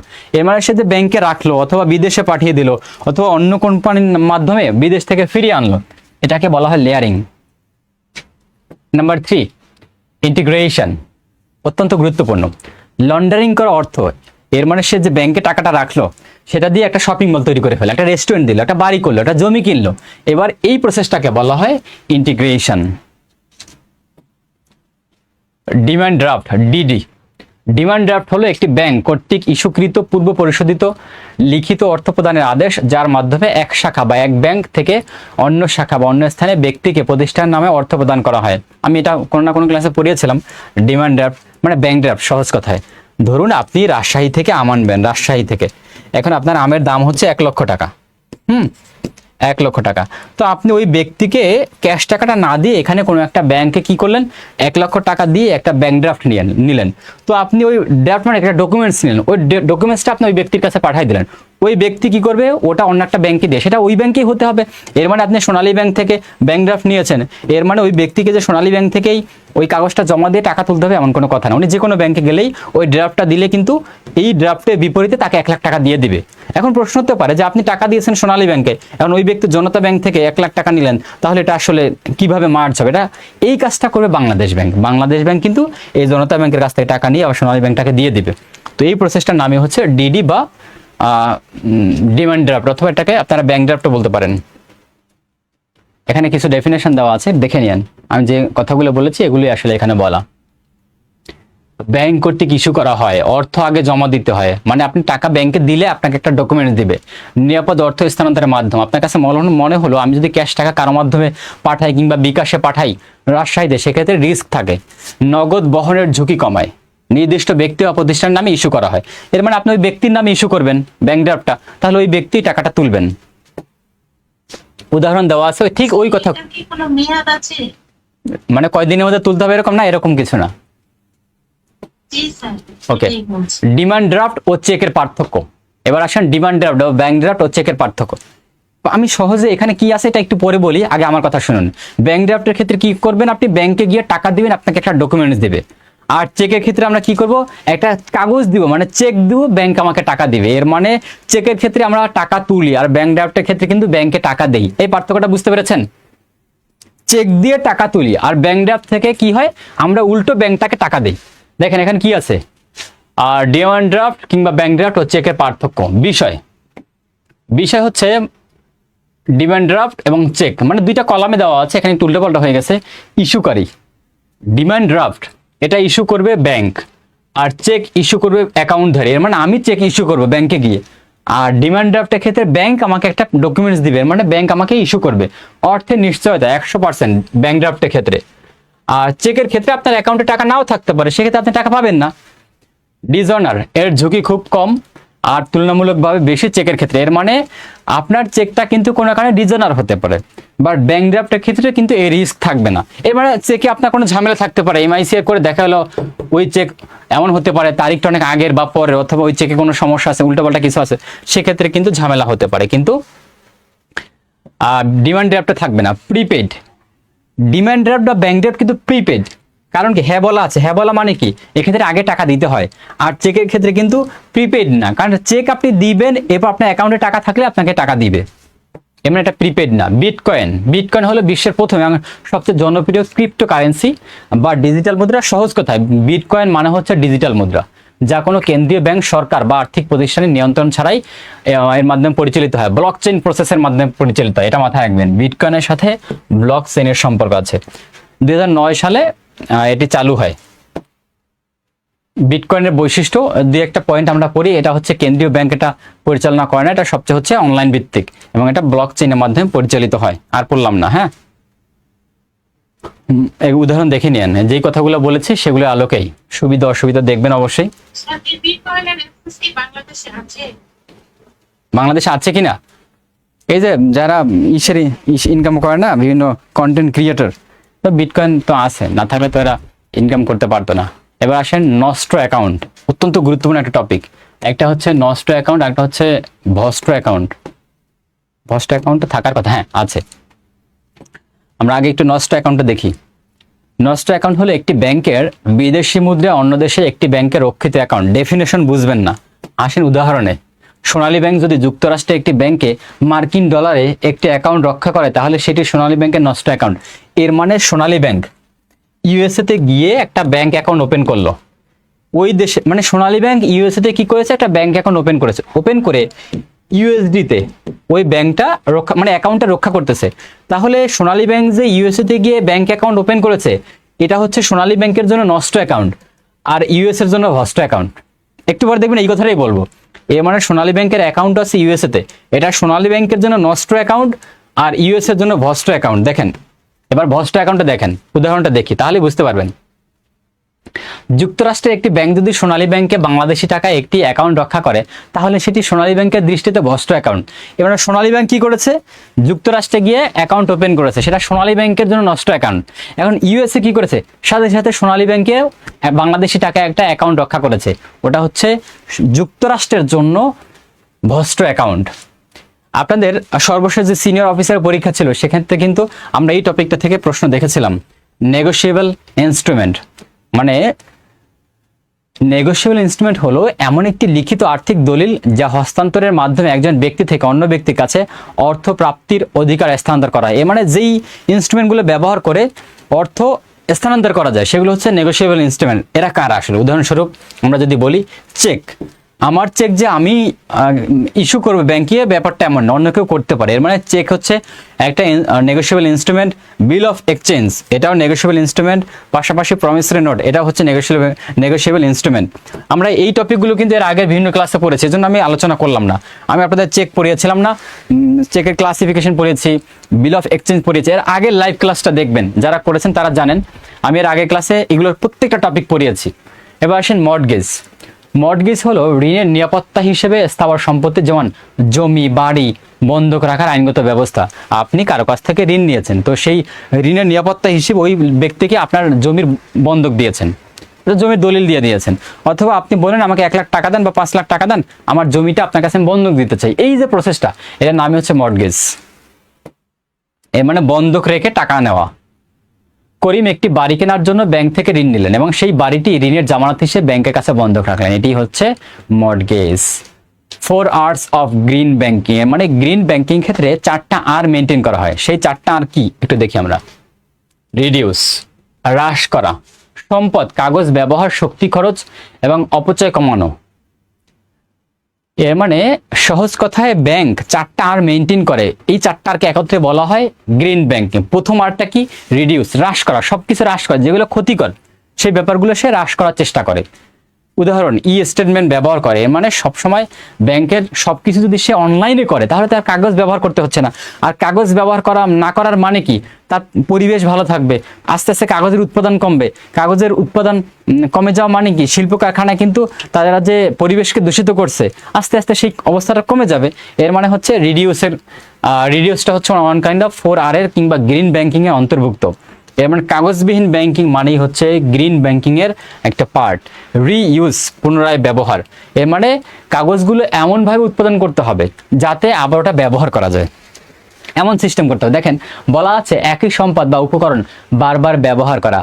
উদাহরণ অফিস ফাইল বা খাম পুনরায় ব্যবহার করা। পুরোনো কাগজের এক পাশ ব্যবহার করা, মানে কোনো একটা কাগজের এক পাশে লেখা হয়েছে, পরবর্তীতে যাতে ওই পাশেও ব্যবহার করা যায় এই ব্যবস্থা করতে হবে। এইভাবে এমনভাবে লিখতে হবে যাতে উভয় পাশ ব্যবহার করা যায়। তাহলে কম কাগজ দরকার হবে। কম কাগজ দরকার মানে হচ্ছে শিল্প কারখানা কম উৎপাদন করবে, মানে পরিবেশে কম দূষিত হবে। রিসাইকেল পুনরায় প্রক্রিয়াজাত করা, পুরনো বা ব্যবহৃত জিনিসকে প্রক্রিয়াজাত করে নতুন উপকরণে রূপান্তর করা। এর মানে সেটা ঘষা মাজা করে হোক বা যেভাবেই হোক, পুনরায় ব্যবহারের সিস্টেম করতে হবে। পুরনো কাগজ রিসাইকেলিং করে নতুন কাগজ তৈরি। প্লাস্টিক বর্জ্য পুনরায় প্রক্রিয়াজাত করা। সর্বশেষ রিস্টোর বা রিকভার, পুনরুদ্ধার করা। পরিবেশের ক্ষতি পুষিয়ে নেওয়া বা পরিবেশ পুনরুদ্ধার করা।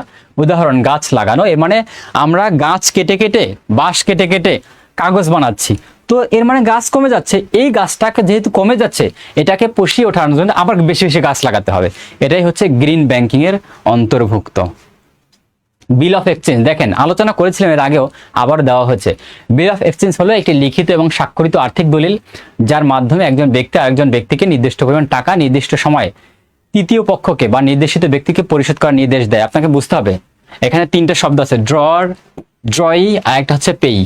বিল অফ এক্সচেঞ্জ হলো একটি লিখিত এবং স্বাক্ষরিত আর্থিক দলিল, হ্যাঁ অর্থের দলিল সহজ কথায়, যার মাধ্যমে একজন ব্যক্তি আরেকজন ব্যক্তিকে নির্দিষ্ট পরিমাণ টাকা নির্দিষ্ট সময়ে তৃতীয় পক্ষ বা নির্দেশিত ব্যক্তিকে পরিশোধ করার নির্দেশ দেয়। এর মানে ব্যক্তি 1, ব্যক্তি 2, ব্যক্তি 3। এই ব্যক্তি 1 বললো ব্যক্তি 3-কে যে তুমি ব্যক্তি 2-কে টাকা দাও, তাহলে এই প্রথম ব্যক্তিকে বলা হয় ড্রয়ার। দ্বিতীয় ব্যক্তি আরেকজন ব্যক্তিকে নির্দিষ্ট পরিমাণ টাকা, এর মানে দ্বিতীয় ব্যক্তি, একে বলা হয় ড্রয়ি। আর তৃতীয় ব্যক্তি যাকে বলা হলো, 1 ব্যক্তি বললো তৃতীয় ব্যক্তিকে ভাই তুমি 2 নম্বর ব্যক্তিকে টাকা দাও, তাহলে টাকাটা কে দিবে? তৃতীয় ব্যক্তি, এর নাম হচ্ছে পেই। বিল অফ এক্সচেঞ্জের আপনাকে মাথায় রাখতে হবে, বিল অফ এক্সচেঞ্জের যিনি নির্দেশ দেন এর একটা নাম আছে, যাকে নির্দেশ দিচ্ছেন এটা একটা নাম আছে, আবার যার জন্য নির্দেশটা করতেছেন এরও কিন্তু একটা নাম আছে। এই তিনটা নাম অবশ্যই বুঝতে হবে, ড্রয়ার, আরেকটা হচ্ছে ড্রয়ি, আরেকটা হচ্ছে পেই। ডেফিনেশনটা পড়বেন অবশ্যই। বিল অফ এক্সচেঞ্জের বৈশিষ্ট্যগুলো দেখেন, উদাহরণ, এগুলো আসলে আর আলোচনা করার মতো কিছু না। শেষের দিকে দেখবেন কিছু এলাবোরেশন দেওয়া আছে, অ্যাব্রিভিয়েশন দেওয়া আছে কিছু কিছু শব্দের, মানে ব্যাংকিং অ্যান্ড ফিনান্সিয়াল টার্মে অনেকগুলো দেওয়া আছে, আমি সাজিয়ে গুছিয়ে অনেকগুলো দিয়েছি। এর বাহিরেও আপনার জানা থাকলে আমি ম্যাক্সিমাম ক্লাসে এগুলো রাখি, প্রত্যেকটা ক্লাসে এগুলো রেখেছি, অবশ্যই দেখবেন অনেকগুলো রেখেছে যাতে রিস্ক না থাকে। তো আজকের আলোচনা বাড়াবো না, অনেকেই কষ্ট করে আমার সাথে শুরু থেকে শেষ পর্যন্ত ছিলেন, ধন্যবাদ ও কৃতজ্ঞতা জানাচ্ছি। অনেকদিন পরে যেহেতু আপনাদের সাথে যুক্ত হয়েছিলাম, আমি চেষ্টা করেছি বিস্তারিত আলোচনা করার, বাকিটা হচ্ছে আপনাকে বাসায় বসে পড়তে হবে। তো সবার জন্য শুভকামনা থাকবে, সবাই ভালো করে পড়াশোনা করুন, ভালো একটা প্রস্তুতি নিয়ে পরীক্ষা হলে যান, সেই দোয়া রইল। সবাই ভালো থাকেন, সুস্থ থাকেন। যারা জুমে আছেন যদি কিছু বলার থাকে আমাকে বলতে পারেন বা কমেন্ট করতে পারেন, বা জানার থাকলে জিজ্ঞেস করতে পারেন।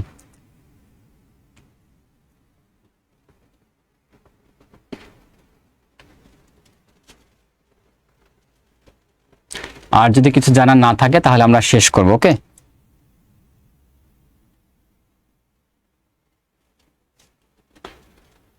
ওকে, যেহেতু রেসপন্স করছেন না তাহলে আমরা এখানেই রাখি, পরবর্তী কোনো ক্লাসে দেখা হবে। সে পর্যন্ত সবাই ভালো থাকেন, সুস্থ থাকেন, আল্লাহ হাফেজ।